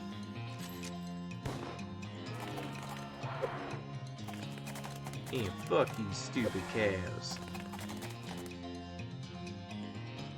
I'm the law, not you. Yeehaw. Damn, that thing just died. You're upset? Yeah, but I said that because, like, damn, that was cool. Snake, go! You're my only option. Hell yeah. Snakes. You know, the Chinese zodiac, I'm a snake. I find that real interesting. You go drink your alcohols. Hey, don't you fuck with my snakes. Hey, take that. Go, another snake. Fuck yeah, snakes for the win. Tainted beefsteak, ew. Just another day in the office. You managed to defeat the calf. Evil shout. Slowly reducing the amount of evil in the world. All in a day's work.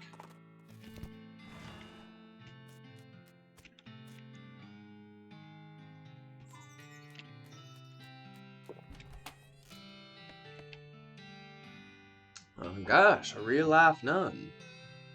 Yes, I'm Sister Tabitha. I'm Goat the Kid.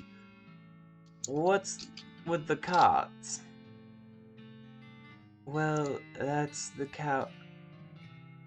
Well, what with the cow attacks and so on, I felt my faith would be better served by running this place as a clinic rather just as a church. I also sell medical supplies if you'd like your healing. To go. Can I buy some medical supplies?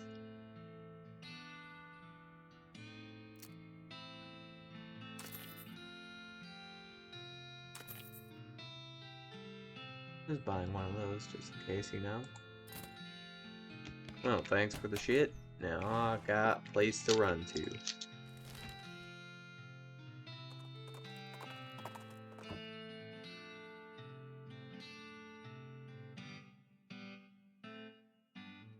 Off to the side of the trail, you see a covered wagon and a small family of settlers who look upset.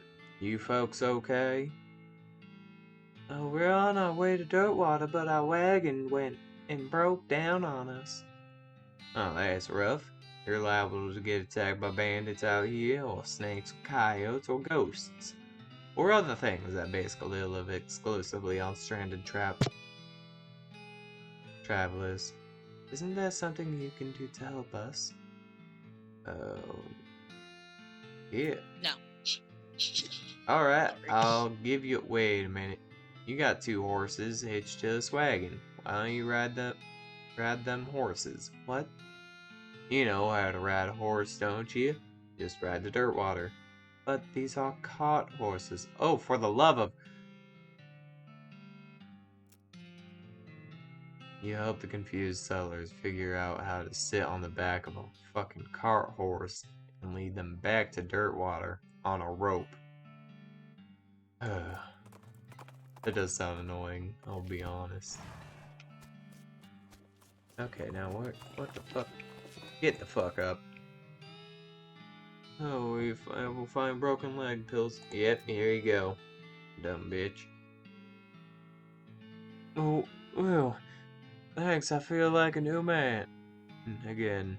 Or at least the same man with a new leg. That's good. Go drink some milk or something, okay? He skips away happily. Well, that was nice, I guess. Yeah, no, he's still a dumb bitch.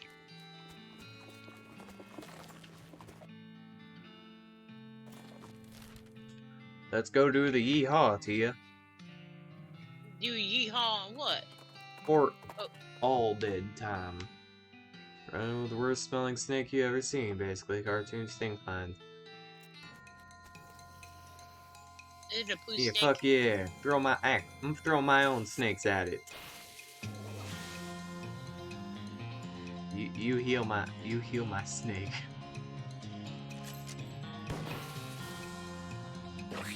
No! I heal. My goddamn snake! Go, other snake! You heal my snake! Hell yeah. No, what the fuck? Shut the fuck up. God damn it. That snake doesn't deserve to be a snake. Oh, 3 venom, 2 medicine. That's pretty good.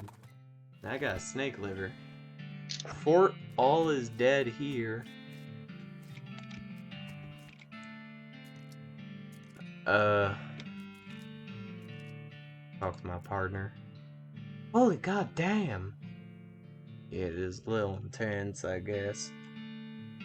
We have to do something about this immediately. Any ideas?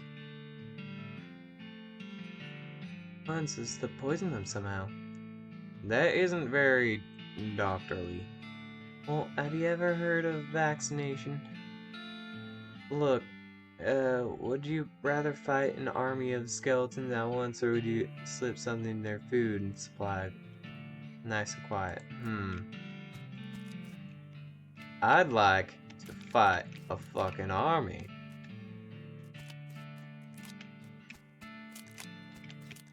Beg your pardon, sorry. Excuse me, sorry. Excuse me, sorry, beg your pardon. Nice view.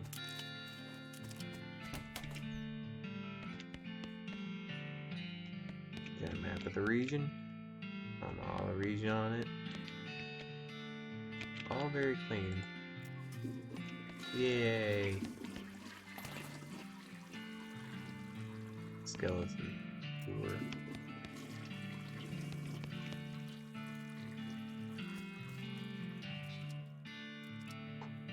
There's no force in the universe that can get this tarp off this crate.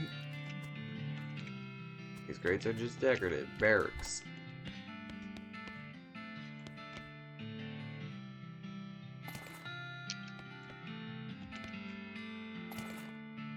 I got some needles!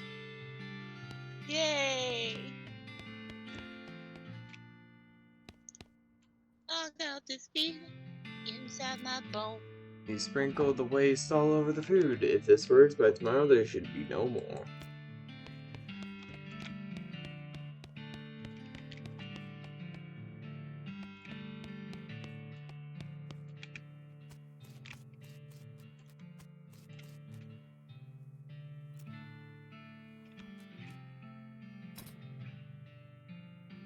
Fucking damn it, motherfucking piece of bitch. So sweary. Yeehaw! Old patrol cabin.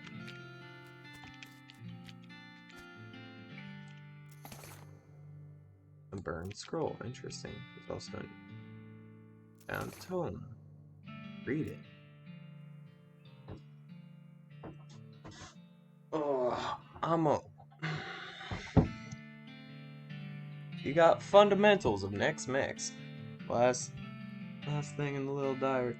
Hey, leave there. It seems to have been written by one of the necromancer's cultists. It seemed several others were reanimating dead soldiers here. In theory that the best undead army would be literal undead army. The hitch in the plan came when the raised officers who decided they weren't going to take orders from a bunch of weirdo civilians. The last century suggests that the author and his cohorts were planning on abandoning their station, reporting back to the necromancer for the injured blood and some male acceptance. Fascinating.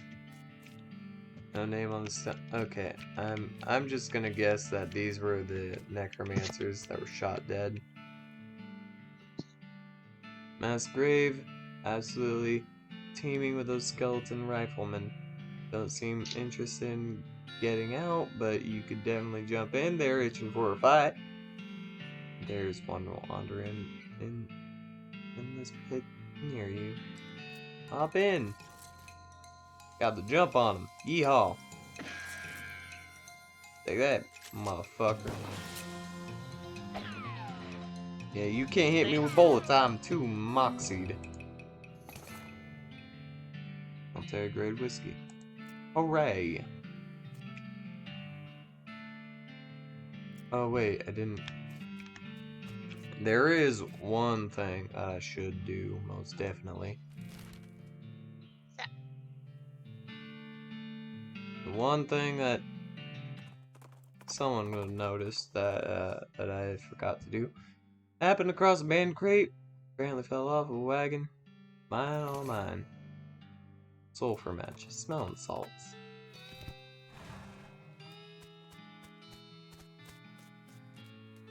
Yeah. Fuck.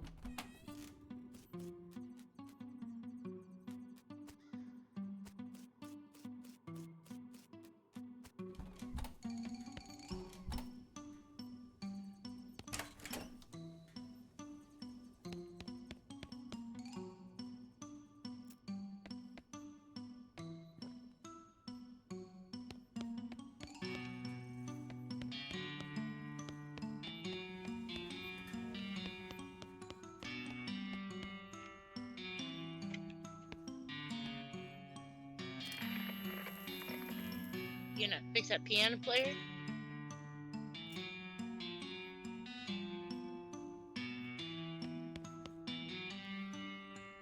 Spooky. Yeah, I'm gonna fix that piano player. Just hold on a moment.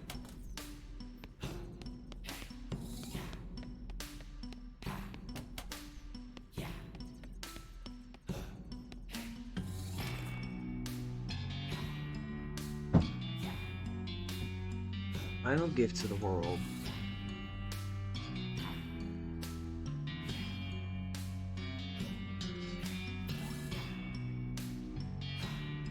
Holy shit!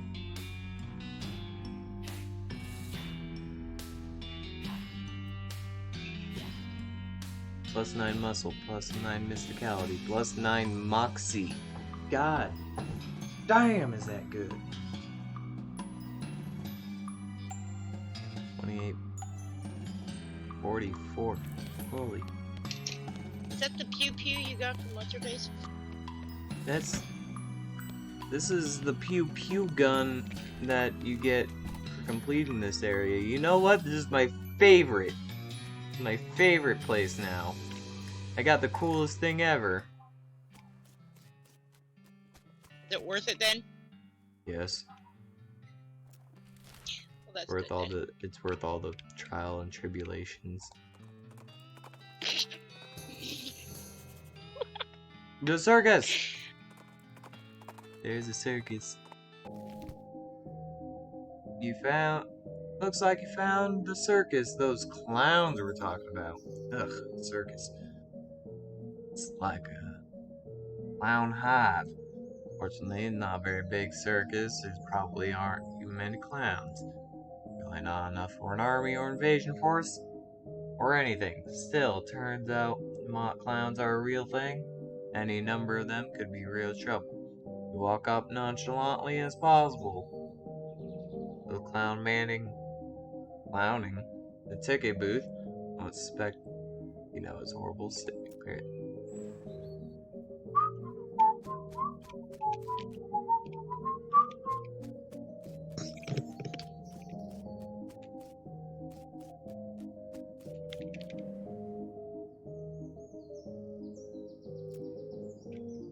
Welcome to Barney Bob's Perfectly Normal Traveling Circus. Sideshow, sir.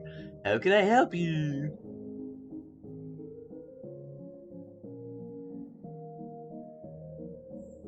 I'd like to see the circus, please. Well, you came to the right place then. But if you want to get inside, you'll need a ticket. I just so happen to have one. What? How did you... Oh, well, great. Good for you.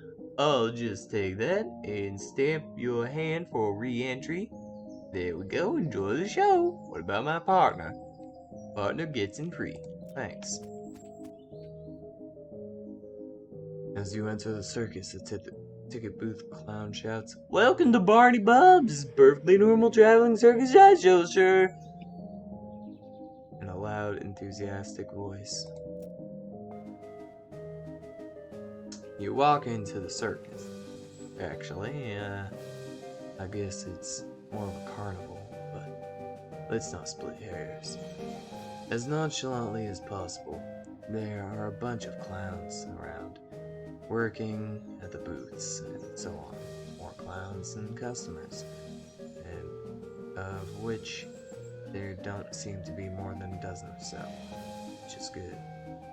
And that it means that the clowns can't disappear as easily if they figure out what you know. But on the other hand, if things go wrong, your innocent bystanders can get caught in the crossfire. Got it. Extremely muscular clown seems to be guarding the entrance to some sort of stage. Clown crosses his arms and grunts when you approach. The stage show until later. When? Later. Yeah, when? But when exactly? Later. Okay, jeez, goddamn.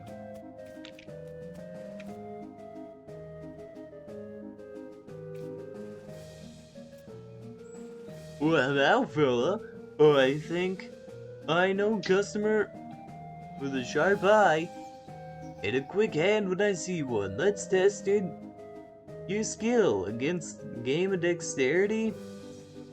What's the game? Well, on the wall behind me, I've got a bunch of thick-skinned inflated balloons. For 10 meat, I'll loan you a cheap, inaccurate pistol and a pile of badly made ammunition. And your goal is to pop as many of these balloons as you can before the pistol stops working. That's unusually honest sounding description. I've discovered making the challenge sound exactly as difficult as it is only makes people more determined to be the one who beats it. What a surprise. I took it to Bob's stage show, which is otherwise sold out, so it's a rare catch, my friend. Okay, I'll give it a shot. Shoot like Jaguar.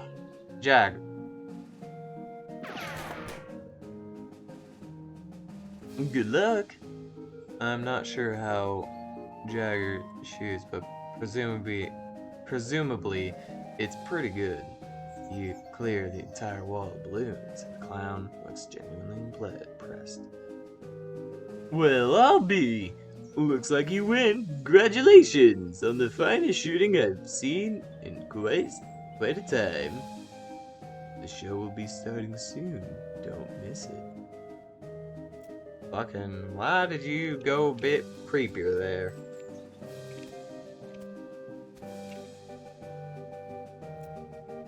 You okay, kid? Did you lose your parents? I lost my lucky bottle cap. Have you seen it, sir? No, but I'll keep an eye out. What does it look like? It's shiny steel. It's on a little chain. Okay, I'll let you know when I find it. Greetings! Salutations, fella. This game is designed to test your intelligence, capacity for abstract thought. And, well, if you try luck for me, it'll be me obstruct you. What's the game? The simplest guessing game imaginable. And the cards. Get all the faces, turn them around. Guess what cards I pick, and you win. You don't shuffle them? I gotta check it. Sorry.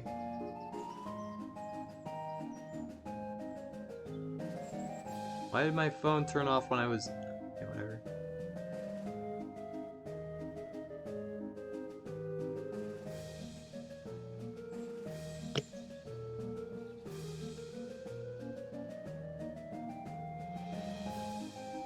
God damn it.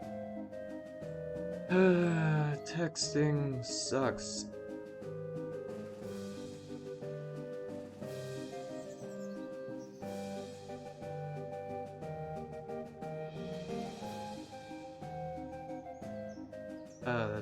That's a thing with... I should really get back to my, like, Phoenix Wright playthrough, but at one point, but I'll be fine.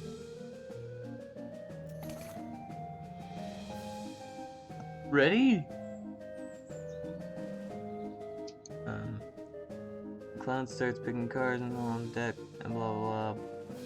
And then back to you, managed to guess 2/3 of them. Sorry, that's not bad. Not enough to win grand prize, but you deserve some recognition, thought my friend. Small owl plush. Test your might. You know, I'm gonna just assume I need a 30 on every single. Holy shit.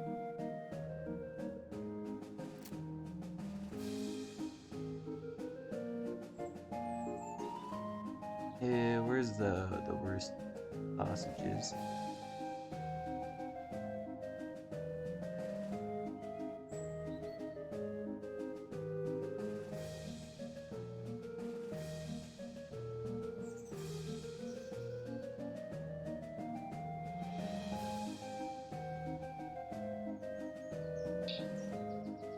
Decreases. That's not what I want.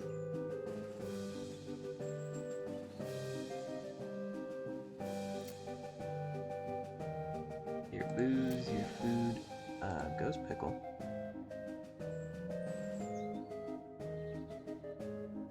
I'm already difficult to damage, so I'm not...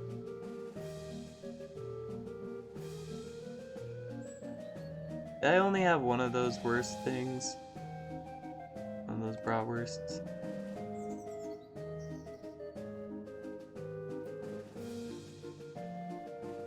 Yeah. Feel spike pain in your stomach. Yeah. You eat the steak, it's extremely spicy. And the way that Bright spray is extremely spicy. But for some reason you don't mind so much as you chow down regardless. Ow. All I need is a mystical kind of hat.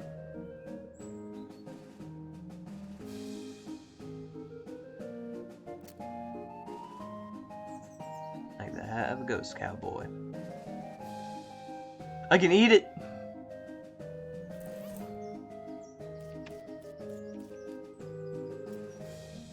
That's the game. What's the prize? Okay, I'll give it a shot. And starts picking cards from the deck, holding them up, and backs to you. You rattle off their names as he picks them up. He's genuinely impressed. I get a large owl plushie. That, sir, is so remarkable. Practically frightening. Looks like we have a winner. Thanks. I see you've already attended the Barnaby's Bob show. Though... And those are limited one patron. Let me give you our other grand prize. Neat. Fucking love this thing. Well, howdy there, feller. This game's a challenge of strength. I hope you don't mind me saying, though, but you might prefer one of those other games if you care to try your luck. I certainly won't stop you. What's this game? Simple as can be. Just take a big mallet here and hit the lever under the bell and ring the bell and you win. What's the prize? Do the Barnaby Bobs. Hey, good luck. Well, I'll be a goddamn. That's some genuine muscle you got there. Got on you, fella. Looks like you're a winner. Thanks. I see you already got a ticket to Barnaby Bob's, though. And those are limited to one patron. Let me give you the grand prize. Large bear. Large bear. Hold on. Let me just fucking win this one again. That's the game. Give it a shot. I get a large kitty plush. Selling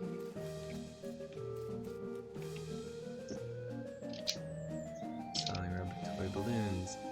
Now this is what you watch. No, this is good. Smell energy. Your voice was so excited. Howdy there, fella. You interested in a toy balloon? What colors you have? Oh, well, just take a look. Red. They're all red. How much are they? Well, you just 30 mate. How do you make them float like that? Why, there's nothing to it. Heck, they all float round here. Oh. Yeah, of course. I'll take one. Here you go. Anything else I can do for you? Tell me more about the circus? Really, it's more carnival, but let's not split hairs. Oh, what would you like to know? Why is everyone working here a clown? Oh, it's traditional. When the, whatchamacallit, rodeo stop.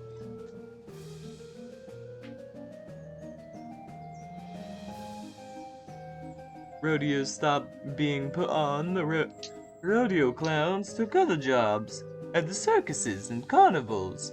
Over the years, it just became a normal thing for carnies to be clowns. It's a community, you might say. Ho-ho. What are your travel plans? Haven't decided yet. That's why we sat down somewhere a bit more rural. And keeps things relatively quiet while we scout around, get a lay of the land. Oh. Ho-ho! Where do you travel from? What was your previous stop interesting? Oh, northwest-ish. It was a little hole in the ground from kind of place. You wouldn't have heard of it, you know. Hell. Literal hole in the ground. Who's this Barnaby Bob guy? Oh, the boss is real famous showman. Though I'm not surprised you wouldn't have heard of him. Round here, ho-ho. Got an eye like a hawk. He's real whiz with those knives of his. Don't miss his real show. His real highlight of this carnival. Alright, see you around, clown. Catch you later, alligator. There's nothing interesting. Fuck. Fuck that kid. That kid doesn't deserve happiness. Condemned until further notice. Encourage anyone suffering from horse bites to consult a doctor.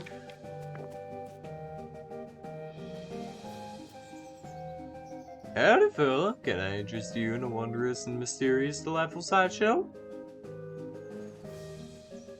What all do you have in there? Secrets, mysterious things, and I'm here disturbing to be witness in the day. Freaks? Not just freaks. How much does it cost? For you, 300 meat. Anyone else? 300 meat. Okay, I'm in. You won't be disappointed in that. And in the event you are disappointed, no refunds. There you go, enjoy! Hot dog, cold drinks, tidbits. Clown selling rubber toy, but wait, is he the same clown as before? Pickle, is he following you? Howdy, fella! Anything I can do for you? Are you on the other side that made away just now? Oh, nope, that's the other balloon guy. We just dress alike and use the same face paint. Did we fool ya? Sans. I see. Anything else I can do for you? I'm good, thanks. Fucking weirdo. He's got a shortcut. He just walks left.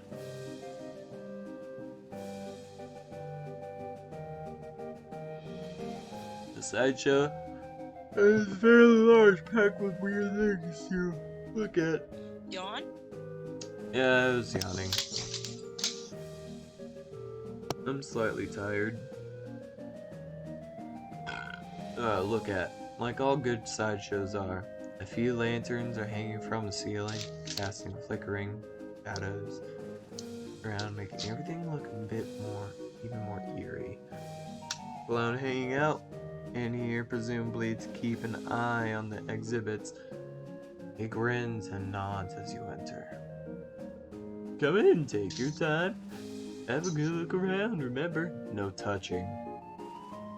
Touch. I'm a touch.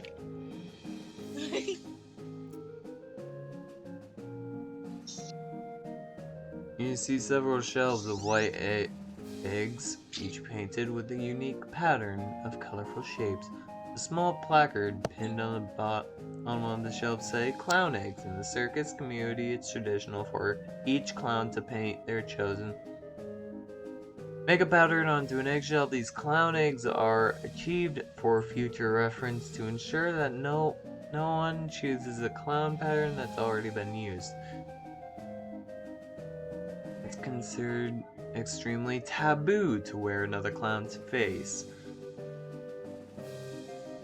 These must be eggs for the clowns that work in the circus. You recognize a few of them, like the clowns here in their sideshow tent. The ticket seller out front. Say, wait a minute, here's an egg. For the balloon selling clown, didn't he tell you that another guy is wearing the same makeup? According to the sign, that seems unlikely. Hey, step back. Please, no touching. Sorry. I'm gonna go confront that guy.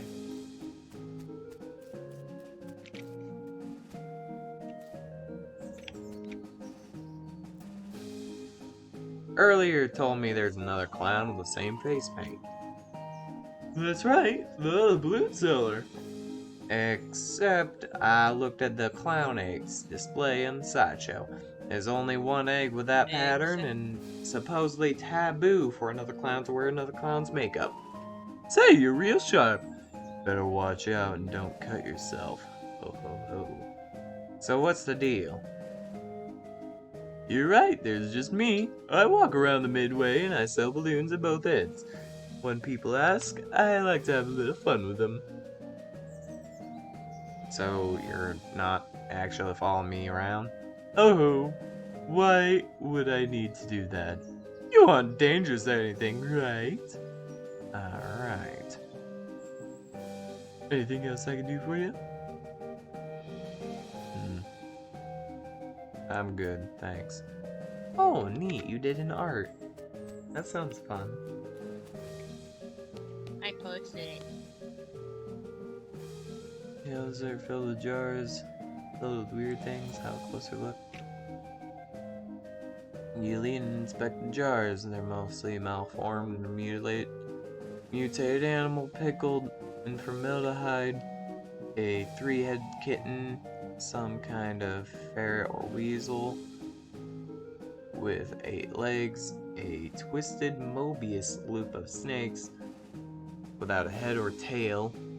Weird, crazy stuff.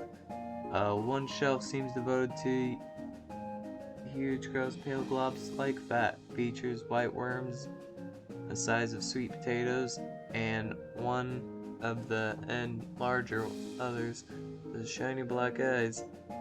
Someone has painted its face in an apparent parody of clown makeup. Yuck. The pasty white face has been painted with light little blue triangles over and under the eyes. The creature has a long thin slash of a mouth as well with an area around it has been painted with bright red lipstick. The black eyes flash red. The thing suddenly lashes in its jar, spinning to face you and stretching its mouth open it, revealing rows of yellow shark teeth. They resemble back. You stumble back with a cry of shock. Yeah! Got you pretty good there, buddy. What is that? Oh, I need to look at a few things. Ooh, that neat. Oh, it's us in fucking Western gear. yeah, Western uniforms. Yeah, what was that? What is that? Yeah, it isn't a real critter. It's made out of rubber, clay, and dull parts and such. Got electromagnet under shelf to move it. He takes a little button gizmo out of his pocket to show you. Just seen your face. You that jump right out of your boots. I doubt that. Yeah. I doubt it too. I highly doubt what you actually it's a clown just said. parasite. This one specifically. Based on his attitude, uniquely combining attentives, extreme boredom, you assume the clown's job is to keep an eye on the sideshow exhibits. Talk to him. Hey, hello, welcome to the sideshow. Sideshow, not sideshow. Thanks. What's there to see in here? Well, down to the left is our collection of spooky warped mirrors. Right, we have exhibits of clown eggs, pickled punks, and further down the right is our freak show. Feel free to explore, and I'll be here if you got any questions. You just... Okay.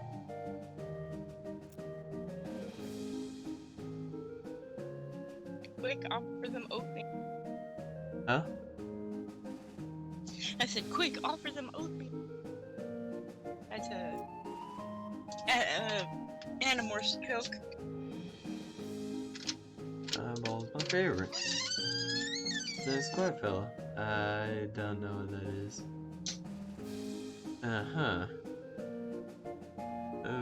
If you have a question from the other two, feel free to ask them personally. I wouldn't want to be telling tales out of school since the eye guy can't talk, though. You can ask me about him. Hey, what can you tell me about him? Not much, I'm afraid, to be honest. He joined us about a year ago. Maybe a little less. Where'd he come from? No idea. Weird, ain't it? You think fella looks like that? You'd have read about him in the papers, right? Well, yeah. It sure is mysterious. How'd you get that like that? Couldn't tell you. I bet you got a theory at least. Well, maybe he saw something no human should ever see. Okay, bye.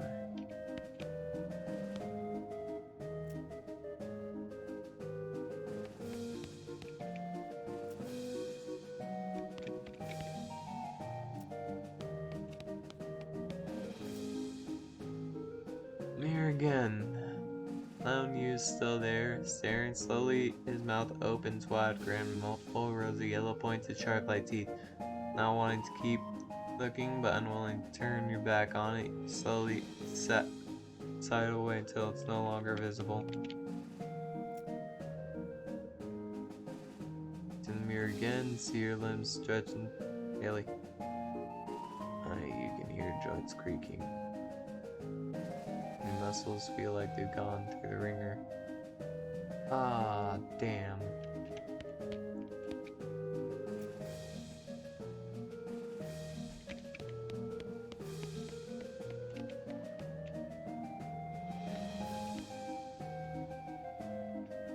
This guy's startling sight, even circus freak show, his entire head is one enormous eyeball. As you look him over, he stares back at you. Not that he's got much of a choice. How's it hanging? Slightly to the left.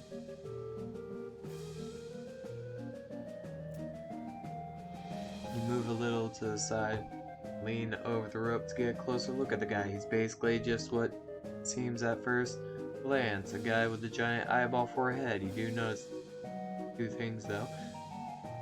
First, he has an odd lump as well as he has an odd lump at the, well, what you would call the base of his skull, if he had one. A sort of crumpled fleshy mass the size of a fist. With a squint and some imagination, it almost looks like the crushed and swivel vestigial remains of a human head. The second thing you notice is the ankles are locked. The legs of his stool. The legs of the stool are bolted to the floor. So, circus gig. His hands slowly curl into fists with knuckles turn white with the tension. I see. Or understand, I mean. You blink? Don't blink again. I guess not. Alright, see you around. And neatly dressed, suit. Smoking a pipe. Magazine. And you stop. Amicably. Hello there, welcome to the side show. My name is Douglas. I'm Go. Delighted to meet you.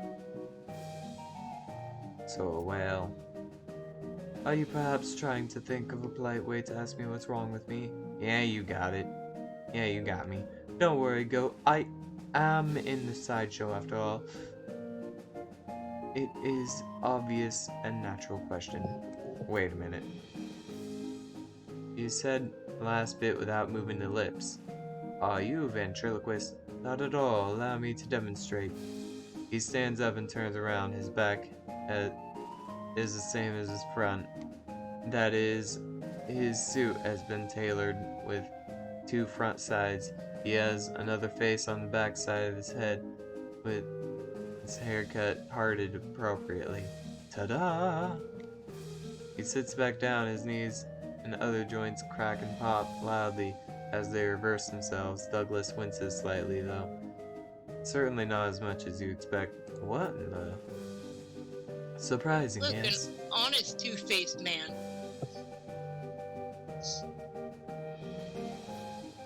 A bit, yeah. How's that even possible? Douglas shrugs and holds his pipe up to the now back of his head, so his other face takes a buff. Are you, what's the phrase, Siamese twin? Not exactly. It's difficult to describe, I'm afraid. Two minds, one body with two faces. It'd be closer to the truth to say two instances of the same mind. With, as you say, two faces. You're right. That doesn't make any sense at all. The other face chuckles, and Douglas holds his magazine behind his head. It took some time to getting used to, that much is quite certain. Were you born like this? I would rather not discuss how I came to be this way, if you don't mind. Okay, sorry. No apologies necessary. Why are you on the sideshow? With a regular suit and haircut, you could easily pass for normal. I have a contract. Out of the corner of your eye, you spot a clown making a gesture, but you didn't catch what it was. Douglas clears his throat. Plus, well, it's quite the life, you know. Free room and board travel, plus travel the world. You meet interesting people. And these must be a wreck. Surgery was necessary to permit them to bend both directions. It sounds worse than it feels, I assure you. Talk to you later, Douglas. Lady with her head sticking out of a whole large metal box, she nods politely at you. Hello? Hello there, enjoying the carnival? Well, it's interesting. I'm sure it is. Can I ask you a question? Certainly. What is your name? I'm Janet, and you? I'm Goat. Nice to meet you. Nice to meet you too, Goat. Why are you in a box? That's rather a personal question, isn't it? Oh, sorry. I'm only teasing, dear. Would you like to see inside? Sure. Janet whistles a signal to the clown, and he moseys to unlock her door. Lock the door with the front of the box, throws it open with a theatrical flourish. Inside, instead of Janet's body, you see a tangle of complex assortment of glass tubes and pipes, and clockwork gears and pumps. Liquids of various colors, mostly red, slosh through the tubes. Large belt near the top inflates, then begins to slowly deflate. What do you think? It's horrifying. Like something out of a nightmare. It's amazing. Yes, that's an accurate description. I'm sorry, I hope I haven't insulted you.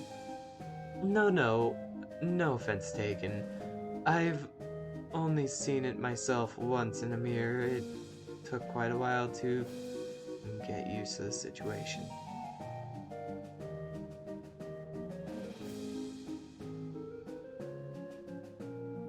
You watch various liquids slosh around their tank in the pipes for a minute. Weird, gross, but it's indeed educational. Anatomical learning! How did this happen? Were you in some sort of terrible accident? I'm sorry, but I can't talk about that. Of course. Sorry, must be painful memory. Her calmly composed face creases into a very slight grimace as she shoots a sidelong glance at the clown. Well, it was nice to meet you. So long. It was nice to meet you, Janet. So long. Good luck, Goat. I don't know much about the carnival. Whatever, but I'm pretty sure the clown has something to do with it. I'm gonna fucking murder all of you. Destroy the con.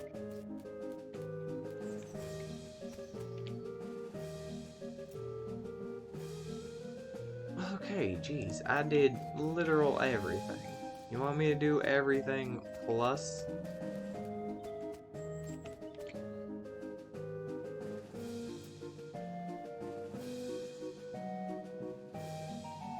I'm good, thanks. I don't want to talk to every goddamn clown in this goddamn area. Aye.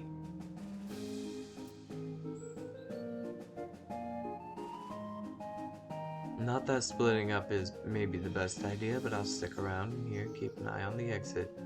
Alright, I'll snoop a bit.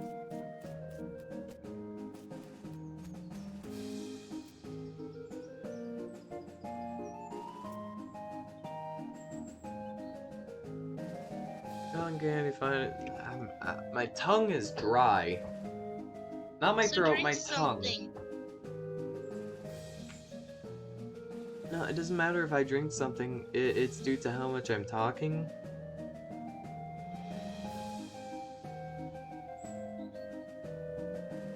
I just need a moment to, not talk and whatnot. Tia, entertain. Please. I would read it if I was actually in time with it. Well, you don't need to be in time with it. You can just make up what they're saying.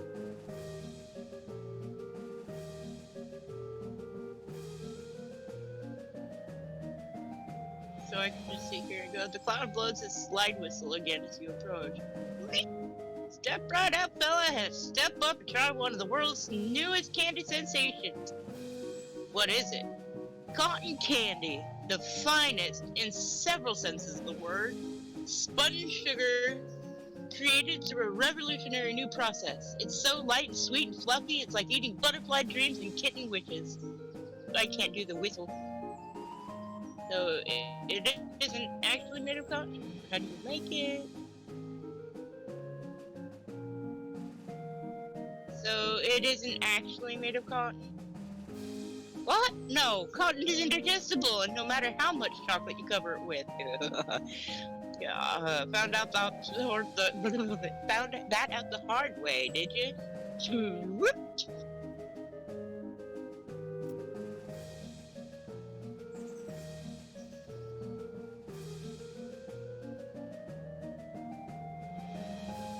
How do you make it? He pats a metal box with a white funnel coming out the top. This little machine right here. Can't tell you how it works, as much as I'd like to brag. It's a trade secret.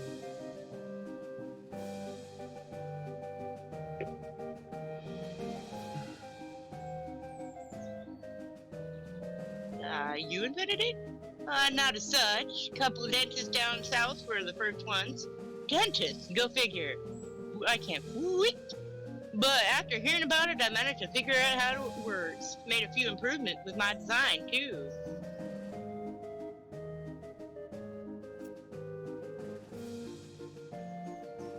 How much does it cost? Just 300 meat. Wheat. Take one. Alrighty, that'll be 300 meat. Wheat.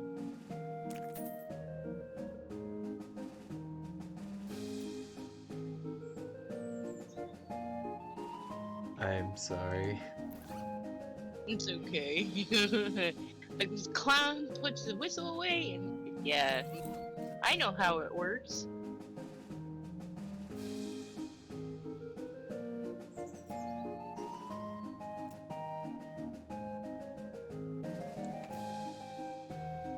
Sure, care to drink yourself some high full salt. Selling them a bottle?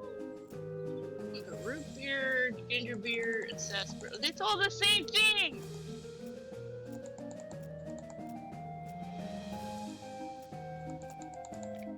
Iced tea, orange, energy drinks. Yeah, celery? Soy and vanilla sounds good to me, but... Root beer, ginger beer, and sarsaparilla. Those aren't the same thing. Root beer and sarsaparilla are the same thing. Okay, well... Ginger beer is almost like root beer, but it's made with ginger instead of sarsaparilla. No, I've had those kind of things before. Totally different. I like them all. How about lemonade? No lemonade. How much are they? But I'll bring you some if you like.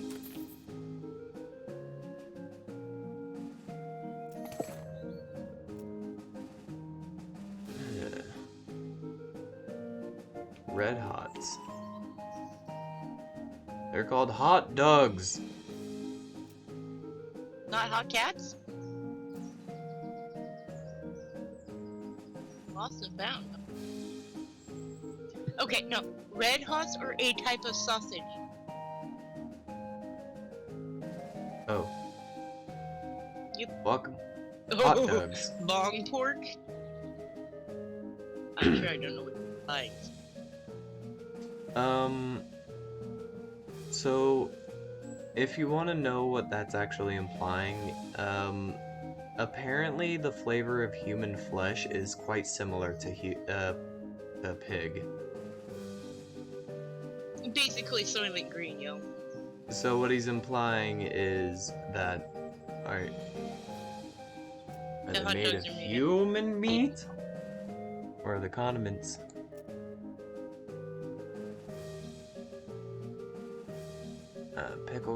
I got onions, pickle relish, 3 kinds of mustard, 2 kinds of ketchup. 2 kinds of ketchup! Yep. Sugar free. Ketchup and ketchup. Oh. Is it that ketchup old and spelling ketchup? Yeah, ketchup and ketchup. What kinds of mustard? Okay, ketchup.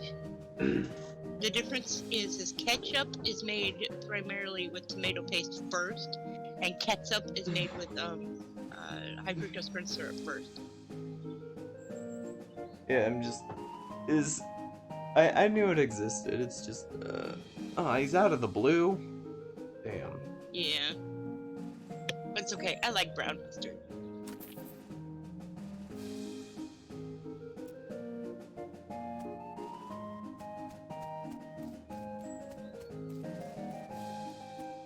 Let me into the fucking...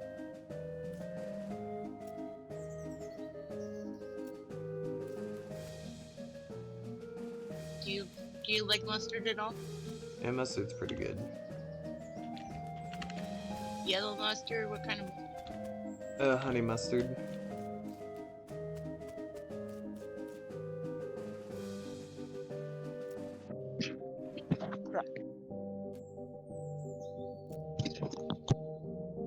Jumping Jonah, these things have got a bigger operation going than I expected. I think we should check it out. It may much fun the idea, but everyone will sleep better knowing what they're up to. What do you think we should do next? There's always me. Okay.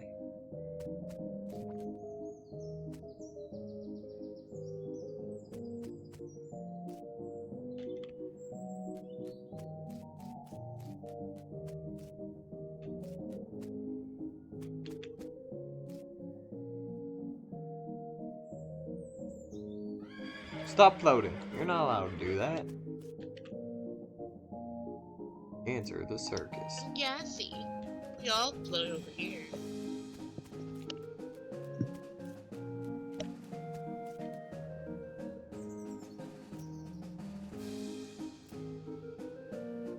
Where is this kid's bottle cap? Don't know. Can you look it up, please?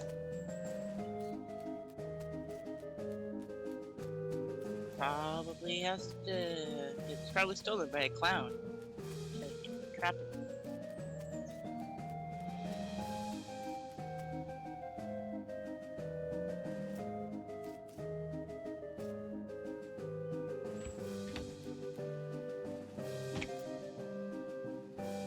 Barnaby Bob's perfectly normal traveling circus.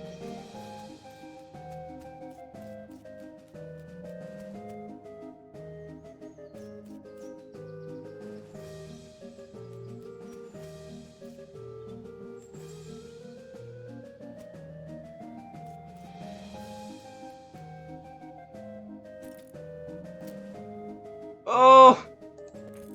What? What?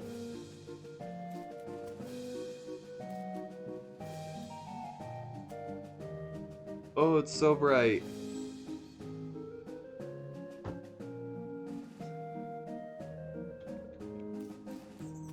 Got the owl, cat.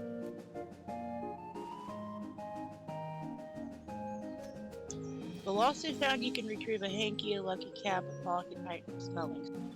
There's a lost and found?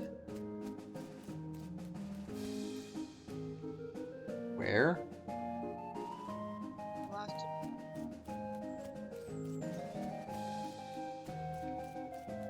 Okay. Okay, first of all, go back to the cotton candy vendor and purchase a second cotton candy.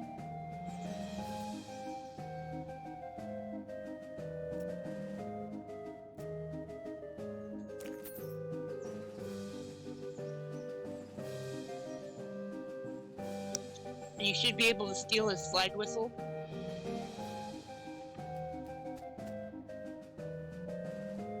How?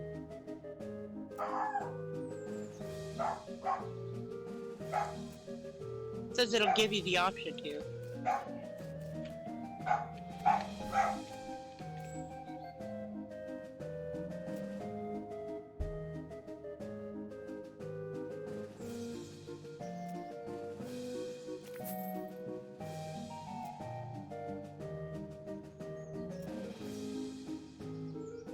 It doesn't seem like it.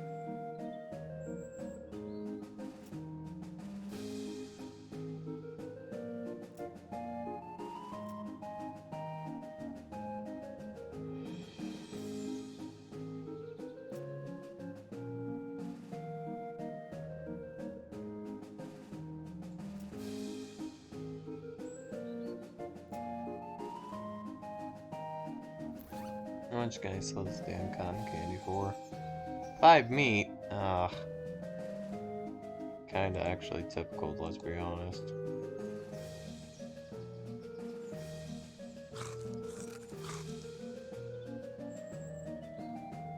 You eat the cotton candy, well, sort of, you put it in your mouth and instantly dissolves, but it's as good as it gets with this kind of stuff. It's always disappointing. Hey! What? Cotton candy's good.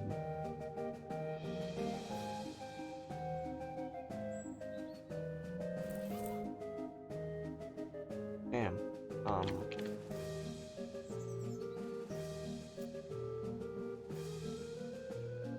Okay, I'm still trying to find how to do the freaking.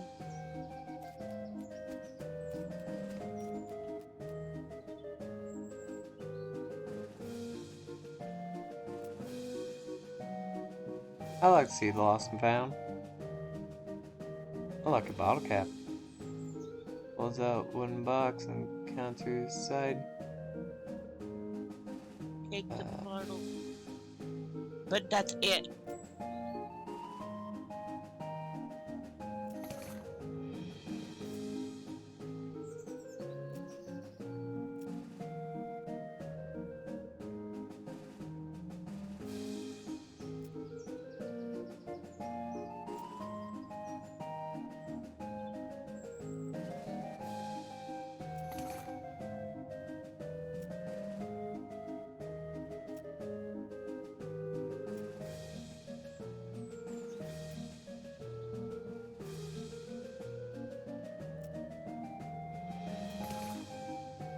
He doesn't give a shit that I'm taking literal everything from this.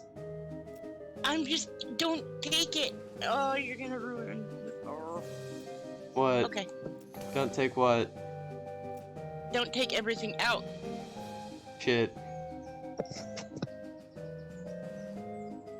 I can't undo my mistakes. You won't be able. Yeah. It's okay. Alright. Oh fuck. Well, Wait. I don't have to do Okay, everything. no. You need to inspect the sideshow eggs closely. You can give the bottle cap back to the kid.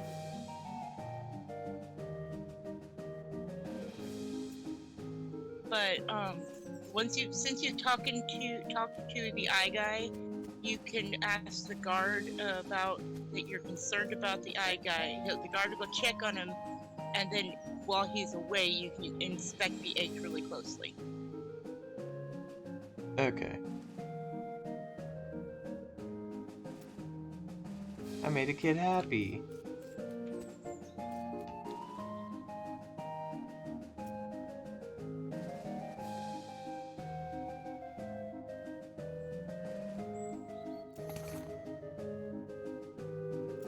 I...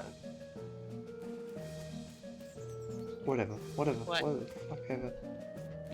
This fucking kid. I want it. I miss it.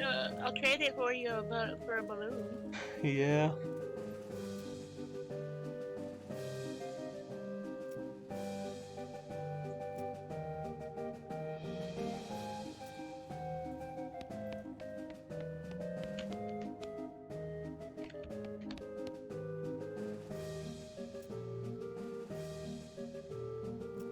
Did you want it?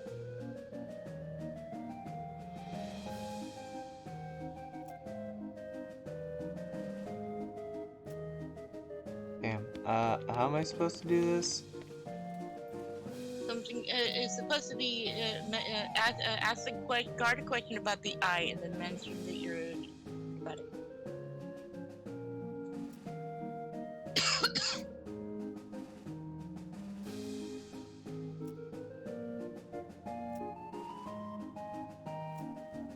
Okay, so ask about the eye guy. Talk to him, ask question. That's not the guard. This isn't the guard? Okay. Yeah, talk to the guard. The guard is the clown here. Sorry, I'm like. Okay. Oh right, you're on a slight delay. Okay, so these people. Does he ever blink? Yeah. Not sure. Oh, he's gone now.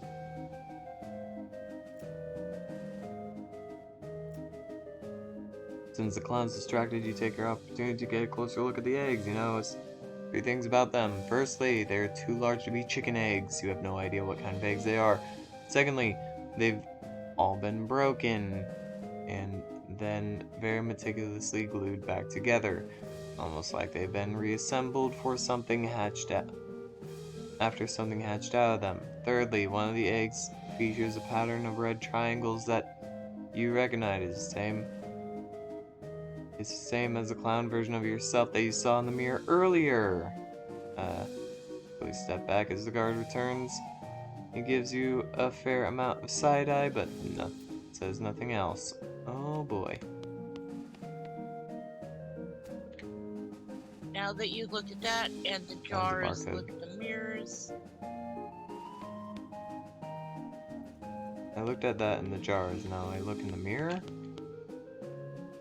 Especially the one that has the clown here. Swallowing hard, you approach the mirror again. It's empty. Not only is the clown you gone, but you don't see a reflection at all.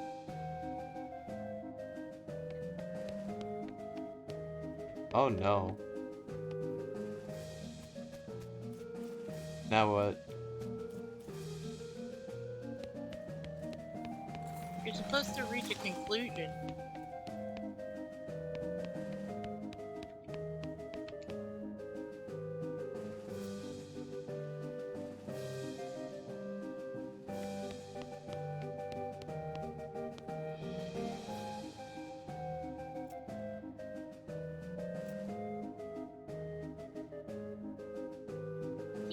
Okay, talk to the balloon.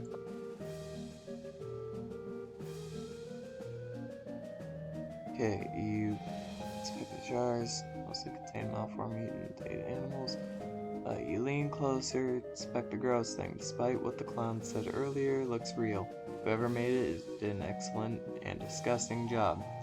Peeking surreptitiously under the shelf, you don't see any electromagnet or other devices.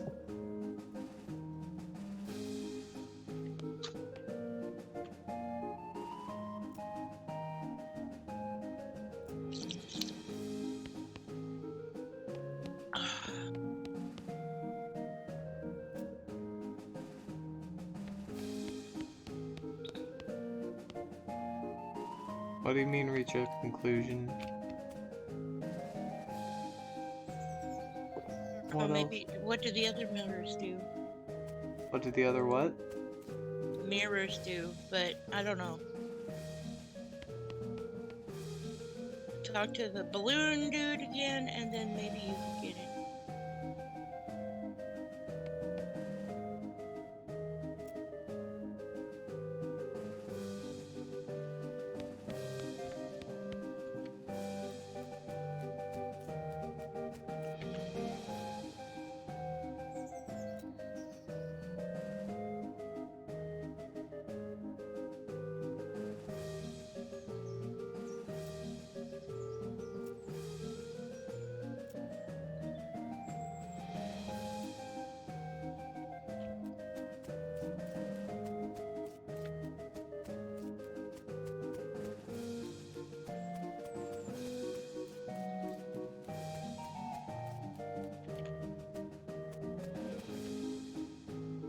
come through the cloud.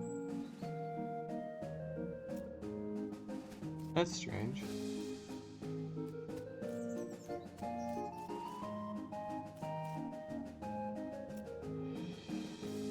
Oh!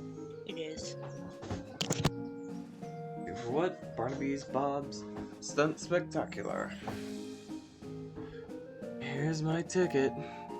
Okay, go on in. Show starts soon. He enters the stage area. Okay, cool.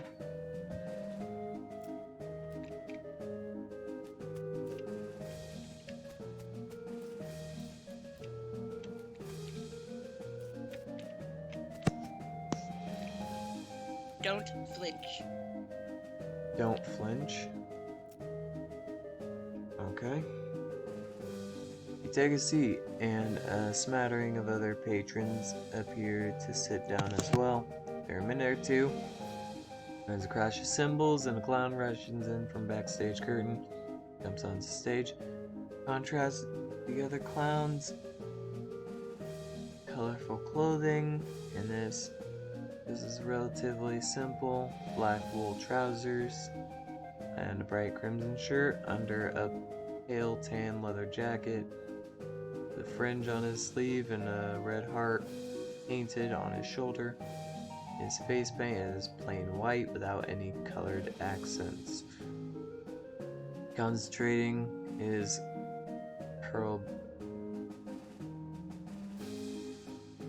contrasting his curl black mustache and thin goatee, a snappy silk top hat, rakish tilt tops.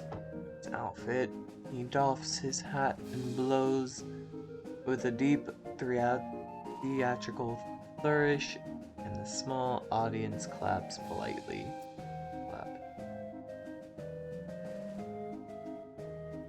Ladies and gentlemen, thank you and welcome to all the Barnaby Bob's Perfectly Normal Traveling Circus Sideshow. I hope you've been enjoying the attractions and distractions for our little traveling carnival. And now it's time for our star performance. The main attraction, ladies and gents, put your hands together.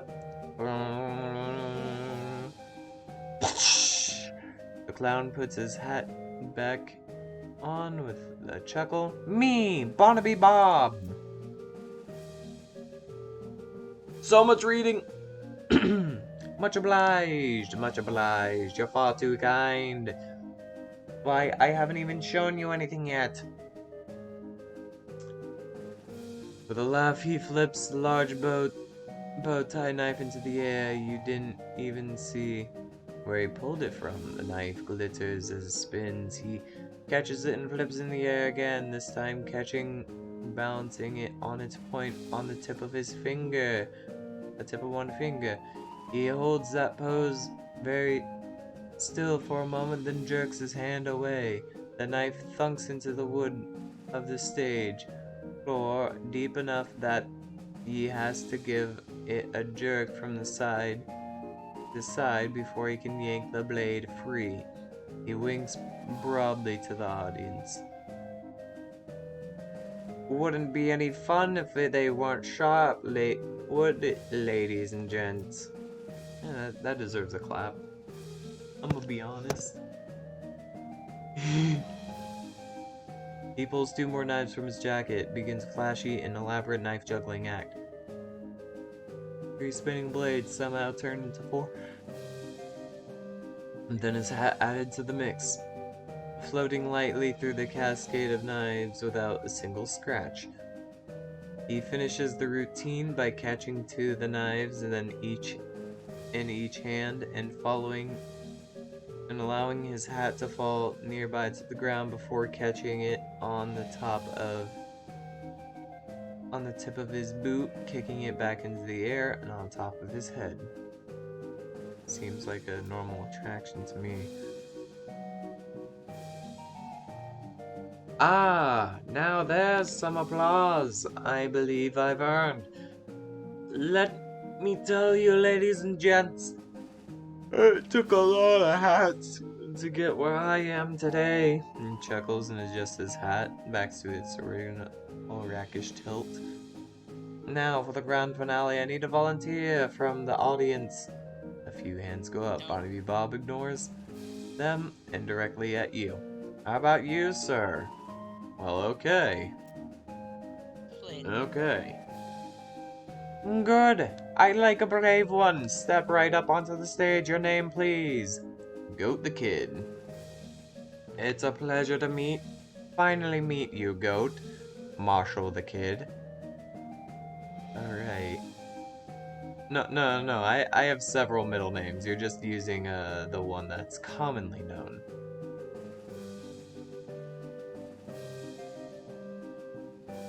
Goat Marshall Demon the Kid. Step up onto the stage. Couple of clowns with large wooden panels, 7 feet tall and 4 feet wide, put up onto the stage and stand it up vertically behind you. Holding it steady, it has 2 holes slightly above waist level and large knife marks. Press your back flat up against the wood, please, and put your hands through the holes. You do so, the holes are just a fraction too high. It's not very comfortable, and then one of the clowns pulls your arm back tighter and tighter together with rough hemp, so it becomes much more uncomfortable for a variety of reasons. Don't worry! This is just to make sure that you won't have any sudden and unexpected movements. Wouldn't want that, would we? Fret not, son. Everything's under control. He steps up close to you and adjusts your collar, brushes the dust off your shoulder. My control. You know, Goat, we get a sharp customer through here from time to time, but my, you're the sharpest I've seen yet. However, I'd bet my silver dollar I've got something up my sleeve that's even sharper. His pupils narrow, the vertical slits, and as he grins at you, revealing rows of pointed yellow shark teeth. As he turns away, you can see that the heart on his shoulder, the heart on the shoulder of his leather jacket is drawn with an arrow through it, the word Mom. It doesn't look painted on. You struggle a little, but your arms are too tightly bound. The rough hemp ropes dig into your wrists. Barnaby Bob strolls to the other end of the stage and turns to face you. Now, don't you worry. This will all be over soon, just don't move. He has a large knife in his hand and gives a few twirls and flips. Light reflected from his blade glitters in his eyes, then without warning he hurls it at you, thunk. The knife hits the wood before you can even blink, a hair's breadth away from your left ear.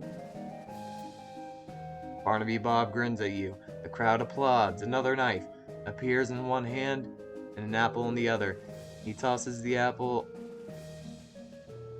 to one of the stage hands, who carefully balances on top of your head.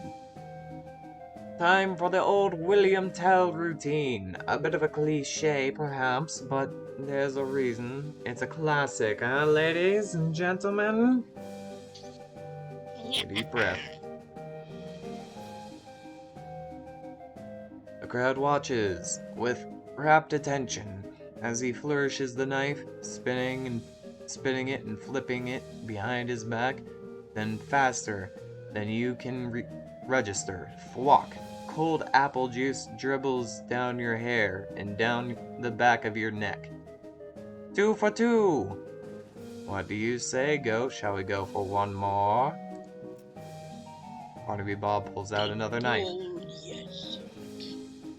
And gives it a quick stop. Pulls out another knife and quick stopping across the pale leather sleeve across his jacket, then whips a colorful spotted handkerchief from his pocket and blindfolds himself. This time his smile is much colder. I advise you to watch closely, goat the kid, since you're the only one of us who can. The crowd laughs at... The crowd laughs, but you don't really hear it. The knife spins in his hand, this time either because of the adrenaline or because he's actually moving slower. You can see the motion of his arm as he throws it. He twists his wrist in an odd way that makes you don't think he did before. The knife is flying at you. The knife is flying directly at your right eye. Do not move.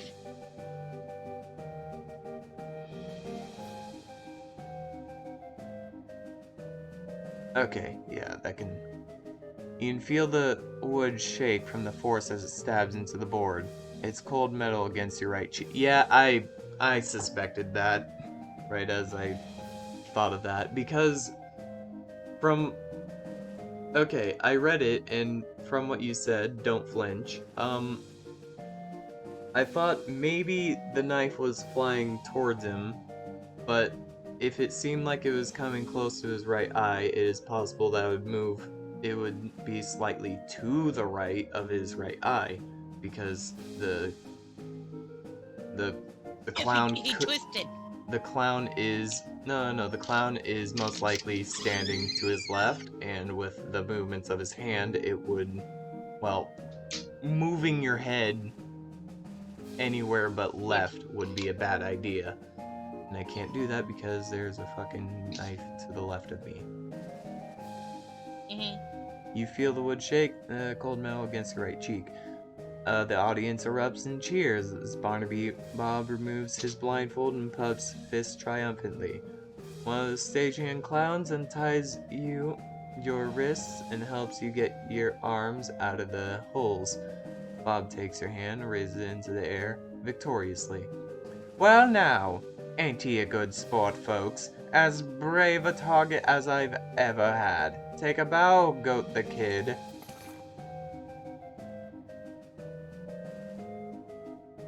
You bow. The crowd cheering, carefully keeping your eyes on Barnaby Bob. He bows as well, removing his hat with an elaborate flourish. Then he takes a slip of paper out of it. As a token of appreciation, I'd like to give our star volunteer a gift. A year's supply of dynamite. Use it in good health. As he hands you the coupon, the clown leans in close to your ear. This is the only warning you'll get, boy.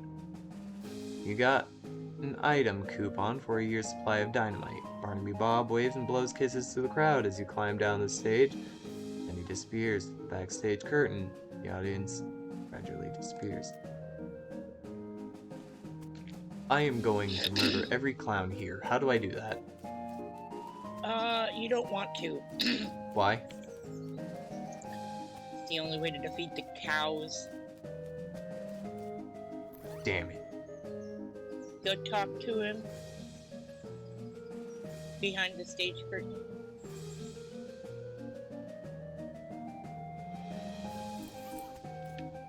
Back here? Remember, I'm a delay. Alright, this is a trailer, probably Barnaby Bob's office. You tell him you need him, that he needs you. The wagon is old, but well maintained. A brass plaque on the door reads Barnaby Bob, confirming your suspicions. And be polite. Hi, yeah. Hi, Lucky Panda. Hi, Panda. You open the door and walk into Barnaby Bob's office. He looks up from his desk, surprised to see you. You? Here I thought I made myself perfectly clear the last time we met. And you knock politely and walk straight into the lion's mouth. You are either extremely brave or extraordinarily foolish, boy. Both, I might hazard to guess.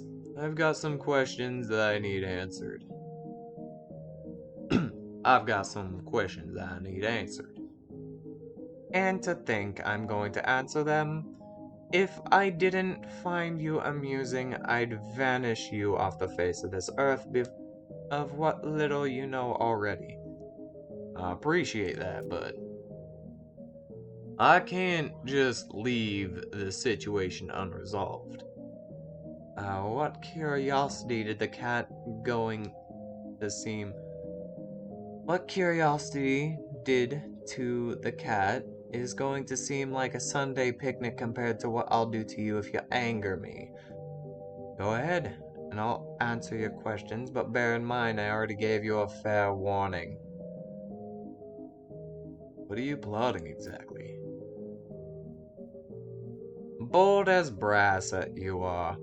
If you think I'll answer that, you've got another thing coming, boy.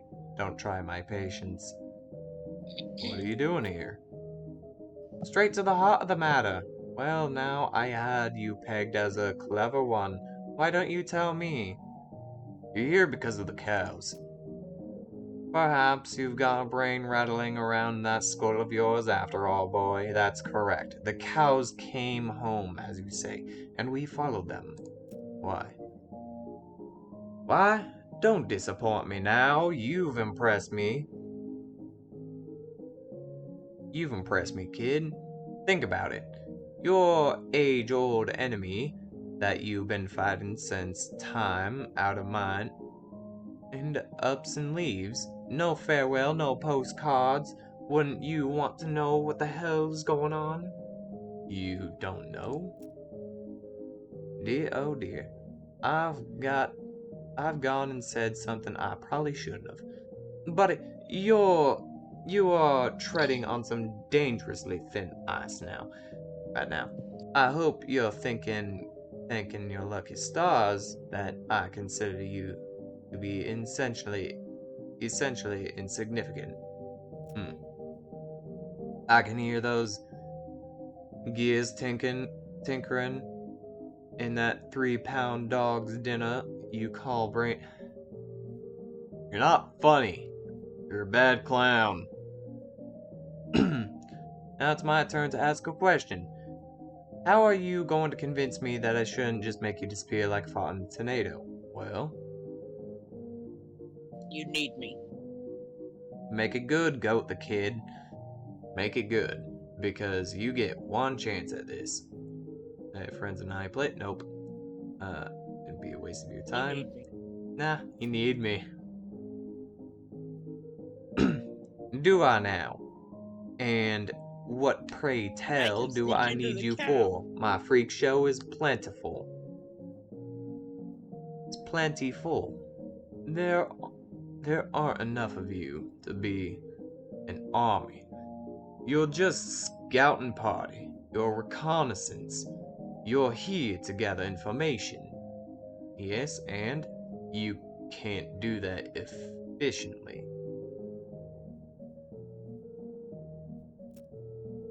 Can't do that efficiently. Now, not the way you guys look.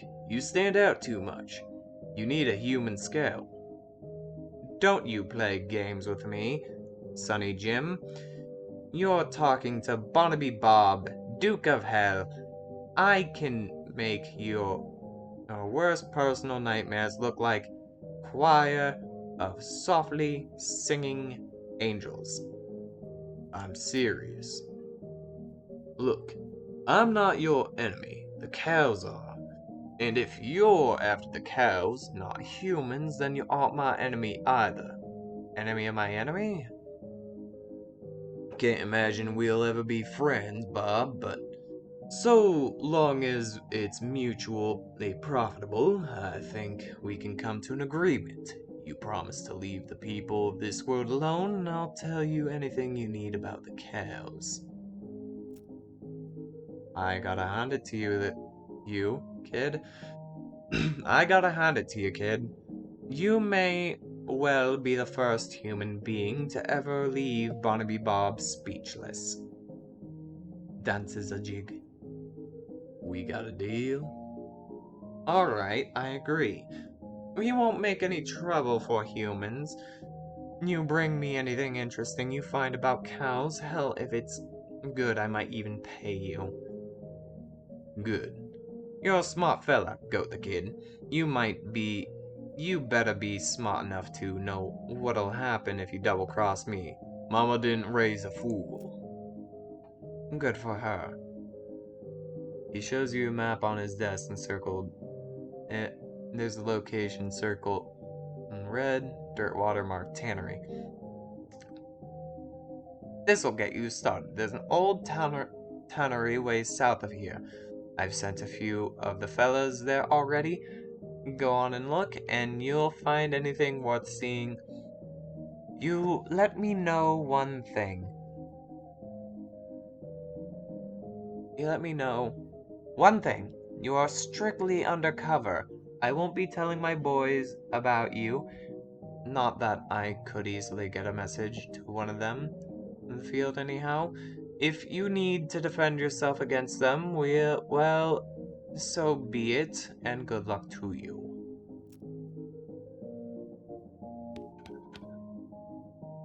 Save. Don't touch that dial.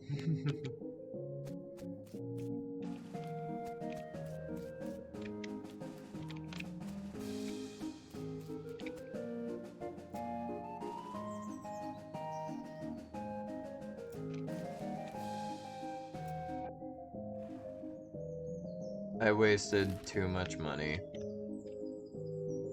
Okay, I need to go to Danny's tannery. The hell cows. Yeah. Kill some hell cows. Do some tannery shit. You hear a groan, noise, short distance away. Investigate a cowpoke sitting against a rock, his leg bent in a way that seems incorrect. What happened? Dang horse threw a rod, and I fell off. I think I busted one of my dancing arms. Think you help this guy, Doc?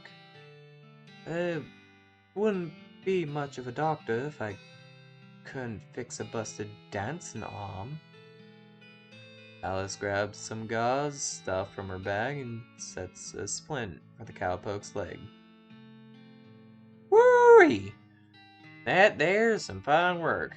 My thanks to you, Doc. Don't mention it. Ask him about Cowbane. Who? You go to Danny's Tannery. You go to Grady's Tanner. Grady Tanner, you ask about Cowbane seeds before he runs off the dirt wall. Hold on, I need to fix something.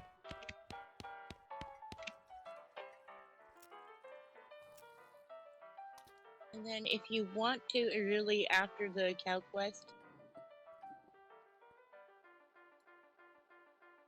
I think you can.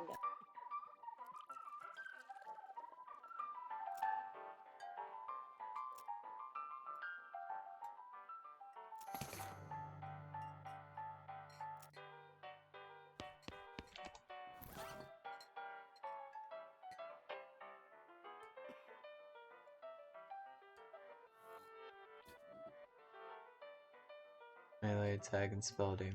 Damn, not what I need.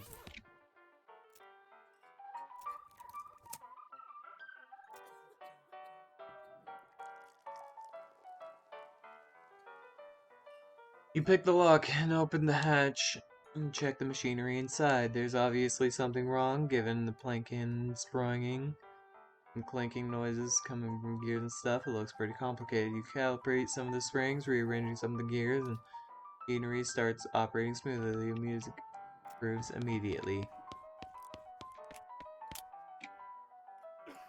Hey Lloyd. Fix piano play for you. I thought so. Here sounds much better. Thanks a heap, Goat. I offer a free room exchange, but you already got one. Heh, no worries, Lloyd. See you later, Lloyd.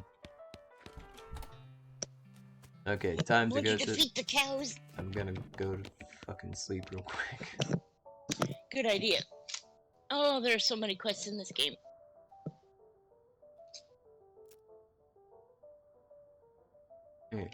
You dream you're painting a self-portrait while fleeing from a ticking clock, but then you fall into a bottomless void. You wake up drenched in sweat. Okay, there's also something else that I need to do because... Okay. Calm remain. Saddle up. I also need to head back to Fort Alldead. What for? To see if What those for? soldiers are dead. Oh, you already used? Yeah, I already did a few things there. Nice job. With the toy soldiers? What? It You appears already used the Alice's toy idea. soldiers? What? Did you already use the toy soldiers? No. What toy Okay, good. soldiers? Don't worry about it then, because it's a good idea that you didn't. Didn't know skeletons eat, and I didn't know that they crap, but I guess you learn something new every day. And that's 2 things, so we're ahead of the game. Hell yeah.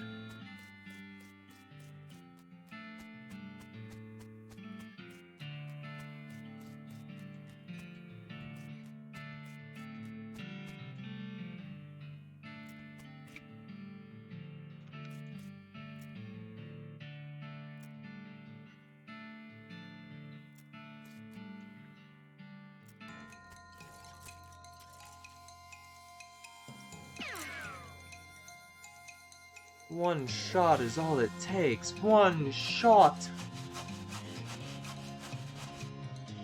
Bam! Fucking dead. Ah, sweet, an incendiary bolt. And I got more moxie. Congratulations.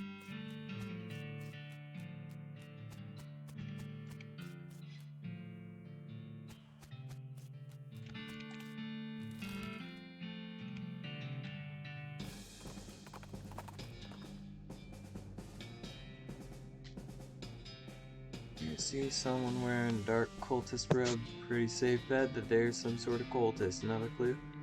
Oh, is the fact he or she is trying to teach a skeleton how to tap dance, or at least what it looks like from here. Fight him.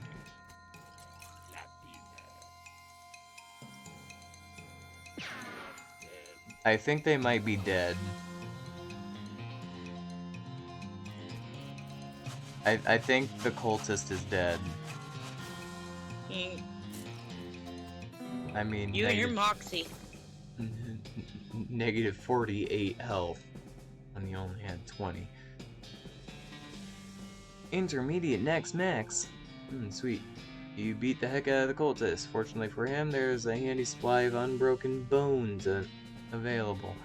Fortunately for him, you yoinked his bone manuals or whatever it is. Nice job.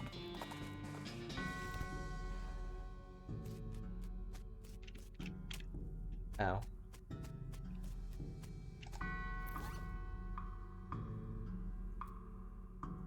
Yeah. You better not be thinking of doing what I think you're thinking of doing. Relax, Alice. I can handle it. Fight fire with fire, right? If I think for even a second that you're turning into another necromancer, I'll be fighting fire with lead. It's cool, don't worry.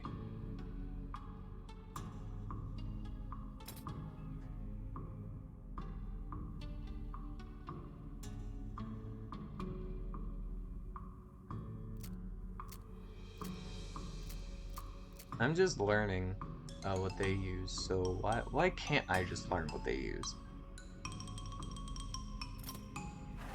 I don't use it.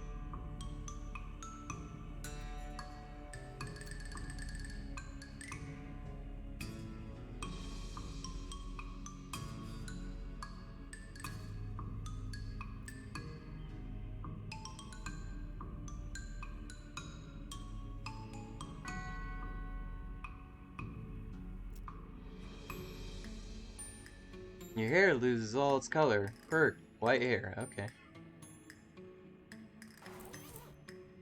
Okay, Alice, I'm fine. The Grin and Skull Scale and the Vampire Guild. I got a perk called White Hair? No! What? Damn it, I get a -3 to Moxie. Permanently. Out of what?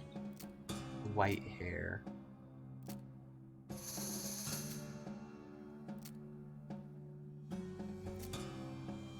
Well, I mean, yeah, I have, like, so many bonuses to everything that I can do, but, like, come on, white hair? Damn.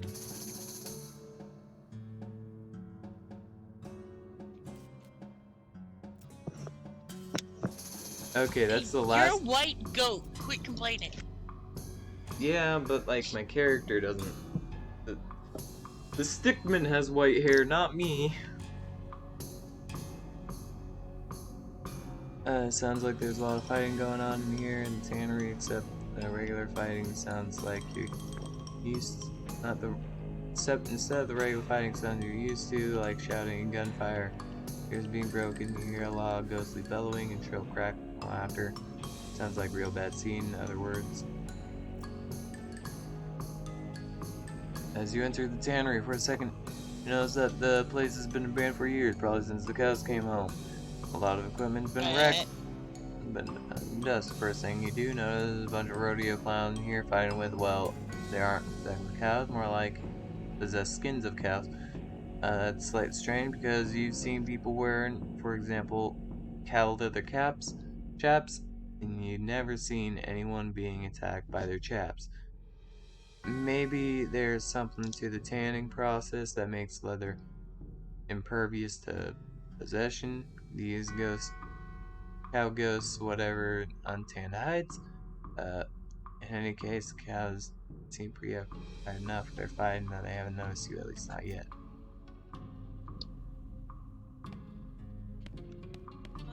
I can't eat it because it's hot. I don't want to give it a bit. I want to eat it When now. I got out of bed this morning, I wasn't expecting to encounter with demonic rodeo clowns fighting reanimated cow skins.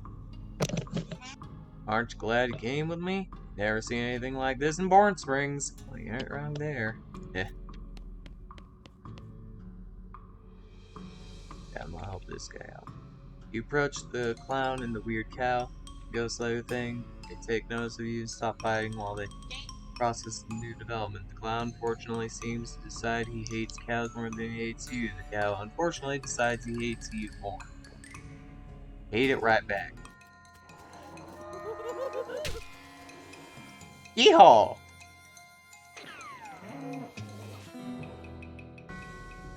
You beat the cow, but the enemy of your enemy is apparently not your friend because the clown decides to turn right side of the screen. Uh-oh.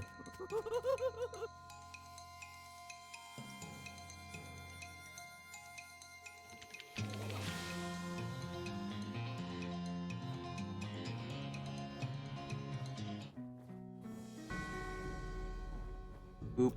I forgot.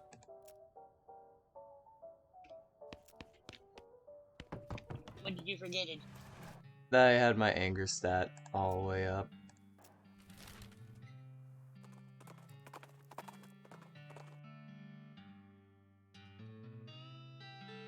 Wrestle in a small gulch nearby, being over. Gulch Goblin Wrestler. Really some kind of referred in that. It looks up to me and makes some angry sounding goblin noises. Hey, quick! There's a cougar. We have distracted. Do you have any food to throw at it? Hurry! Or Hey, resemble that.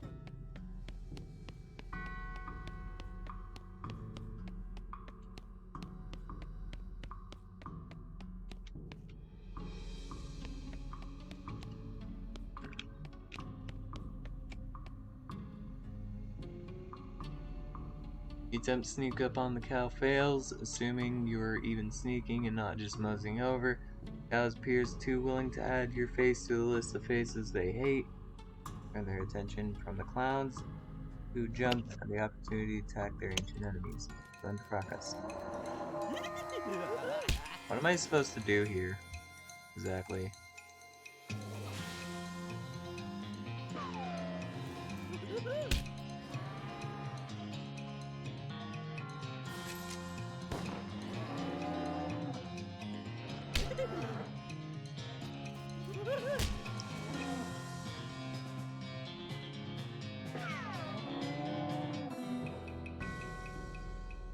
You're to form the clowns who are on your side. Damn clowns. So you need to fight through all the battles, and then the end goals are to get the cow base seeds and Grady Tanner. The cow base seeds from the grading tanner? Grady Tanner is a person. Oh. You get the cow base seeds from him. You ask him about the seeds before he runs off to Dirtwater, and then you go back to Dirtwater after you're done here and have him open up shop. So I have to kill all the cows and the clowns. Pretty much.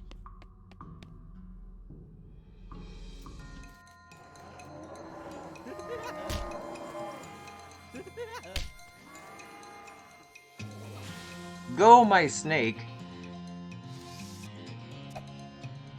Fucking damn it.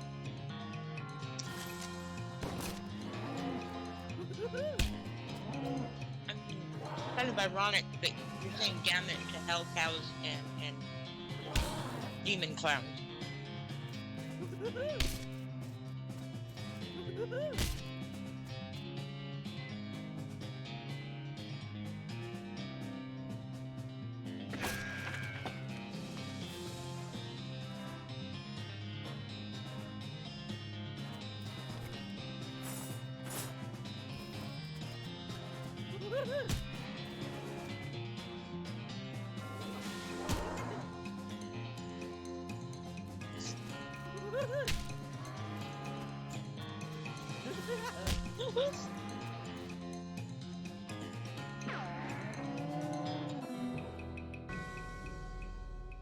Guess what? The clowns turn on you after all the cows are dead. That's not surprising. Which one will I do the most damage to?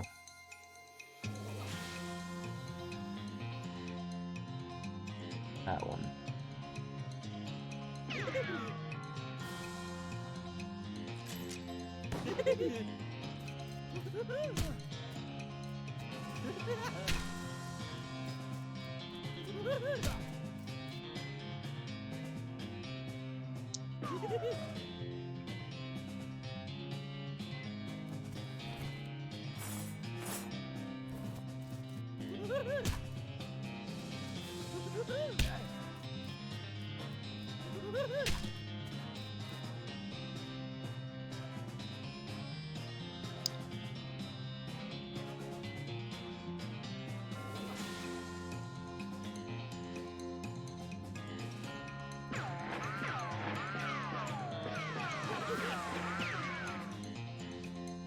Good enough. I was hoping maybe I could get two.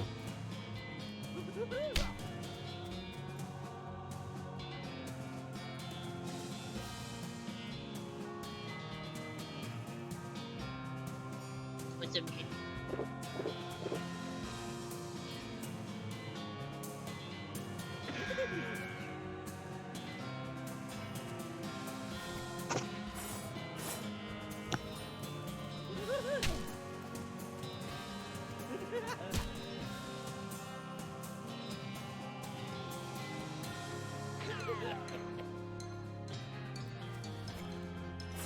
Huh?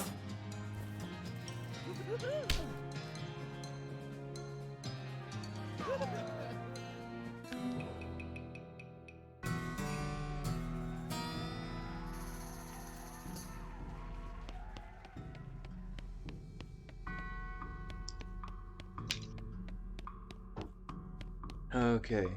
After I get this one thing done, I'm gonna fucking...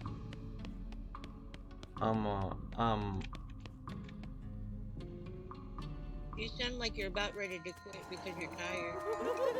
Yeah, basically. Don't blame you.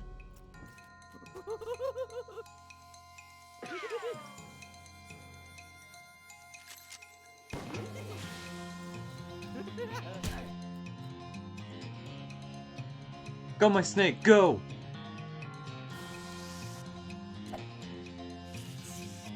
Hell yeah.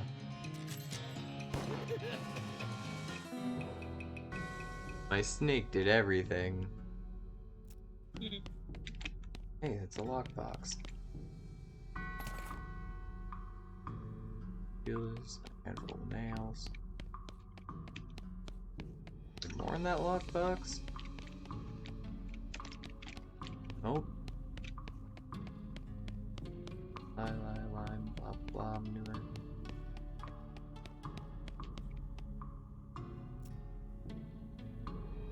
A good situation. You quickly hide behind some old tan hides. Oh, where they called that? 3 clowns out here. Nasty looking knife. Someone's looking at his knife. Make a sound. You maybe barely sharpening the blade with his tongue. Monstrous thing that looks like an entire cow skeleton draped in played cow skin. I bet you think you're real clever breaking through the human blade. Did you think we wouldn't follow you? Did you think you'd find a weapon here to use against us? Are you trying to escape? What? You take that back! None of them seem to have noticed you. Just sneak back through the door real carefully.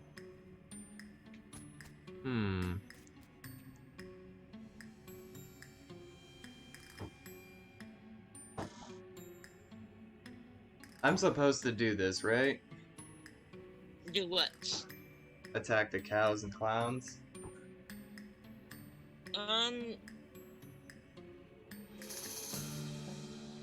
I guess. Uh-oh. Got to jump on him.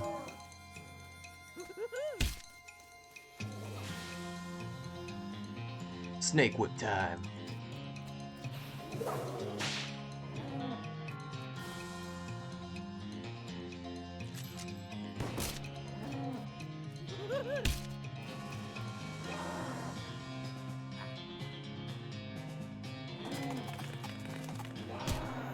Oh!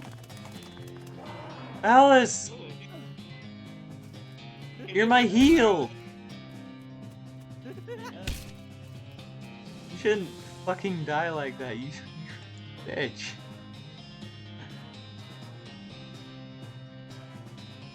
Ah, damn.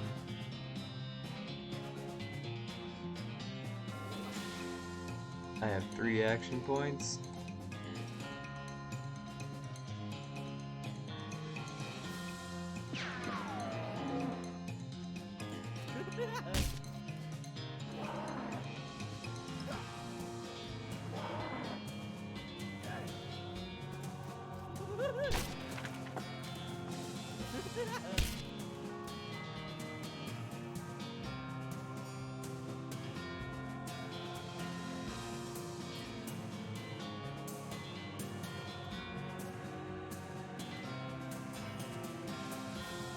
Better drink all these low healing meds, you know.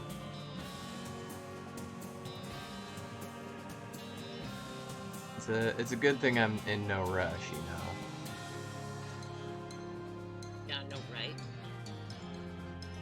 Not like there's a serious battle going on or anything.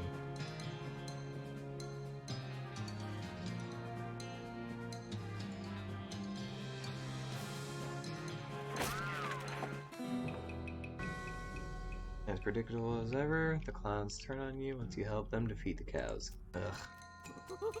Hey, Alice! You're back up! Good to see, good to see, good to see.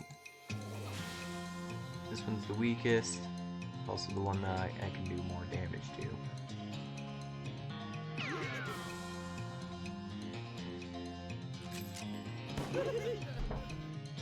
Knock one down. Al should be fine if she gets hit once.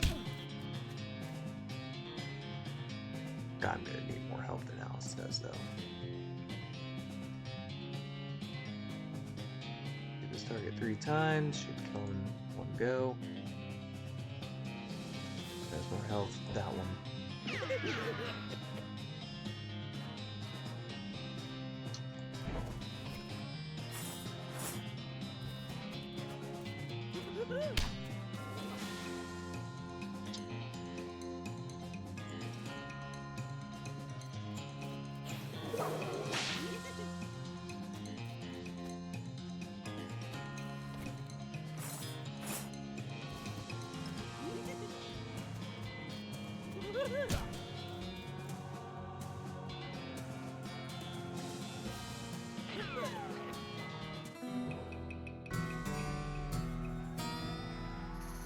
Ooh, it's good thing clowns hate cows more than they hate humans, or that fight would have gone worse.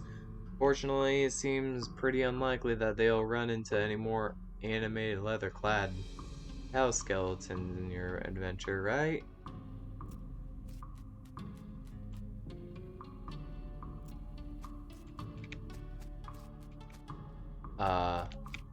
You saw that too, right? Right, walk through the...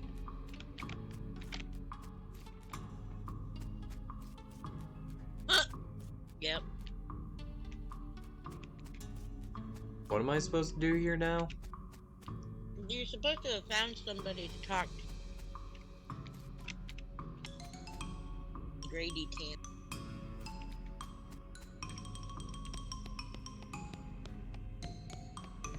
Where?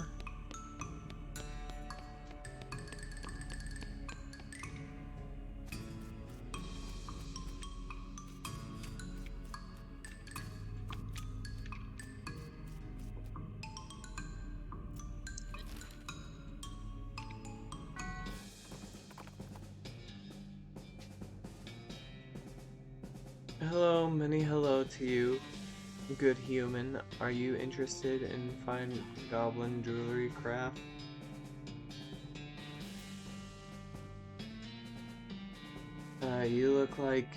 You look over the display of jewelry, which usual goblin fashion is cobbled together from bits, scavenged materials. They're shiny materials though, and carving, and it Okay, kind of he's outside hiding art. behind the tent.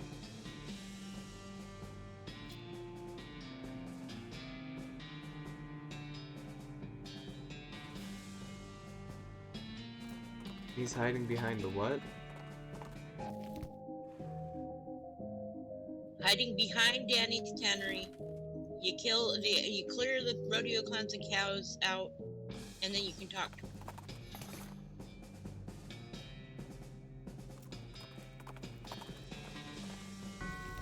I'm heading back to Danny's tannery, blah blah blah. Walk all the way back there.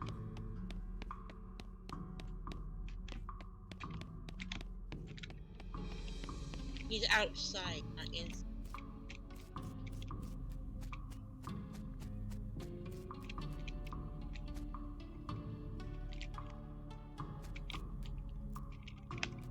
It's locked.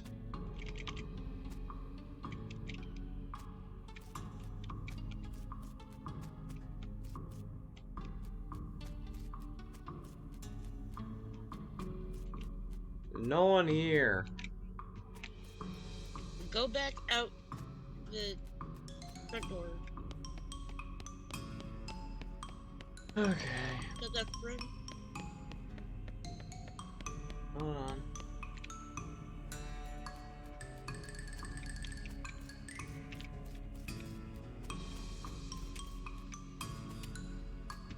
Ah, pointy.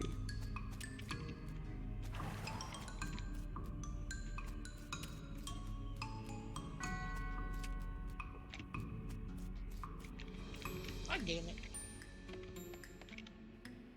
I have no clue. I'm just gonna Go talk to fucking head honcho clown. This is what you need to talk to him about.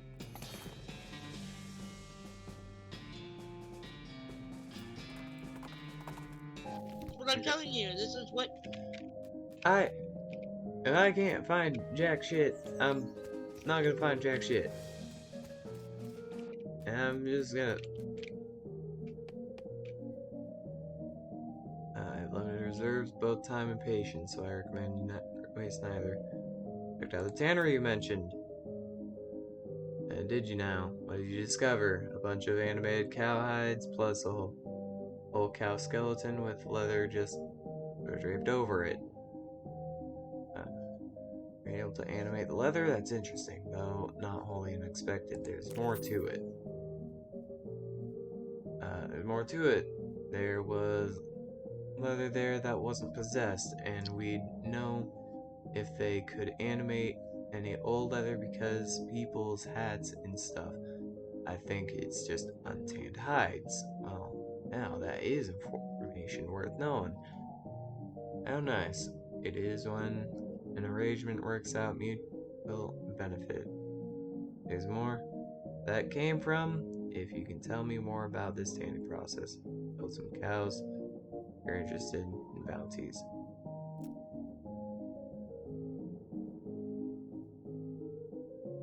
Yes, I'd be delighted. I have proof of your kills. Go with the kid. See what you brought for me. Cow tongue. Uh, Give him all 2 cow fangs. Can't say for the manner of delivery, but I'll take it. Cow fangs. Now I'll fashion myself a necklace or something, I suppose. Brass ring. Traditional carnival prize. Miss Dandy, here you are. Else, I guess. Never mind.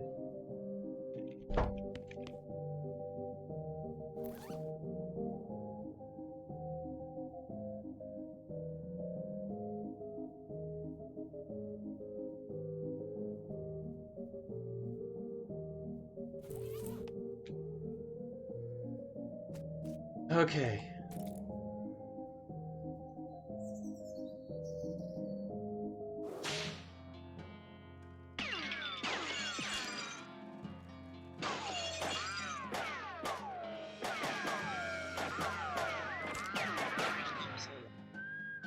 Anyway, that was West of Loathing for today, but yeah, tomorrow I am not going to be playing this game because I want a break from it. I played like 5 hours and 4 hours. I've been playing it a lot.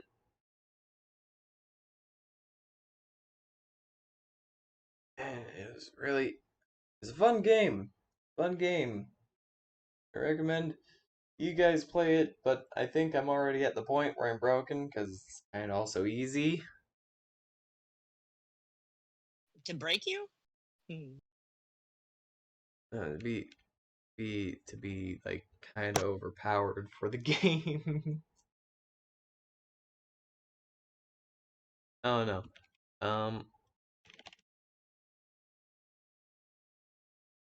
But yeah, it is very much a fun game. Uh, Let me see.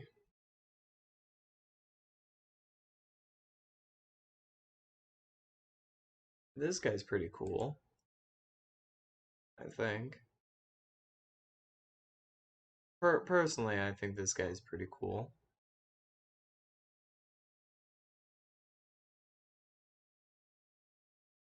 So, I'm gonna raid him, because I like raids. Raids are fun, right?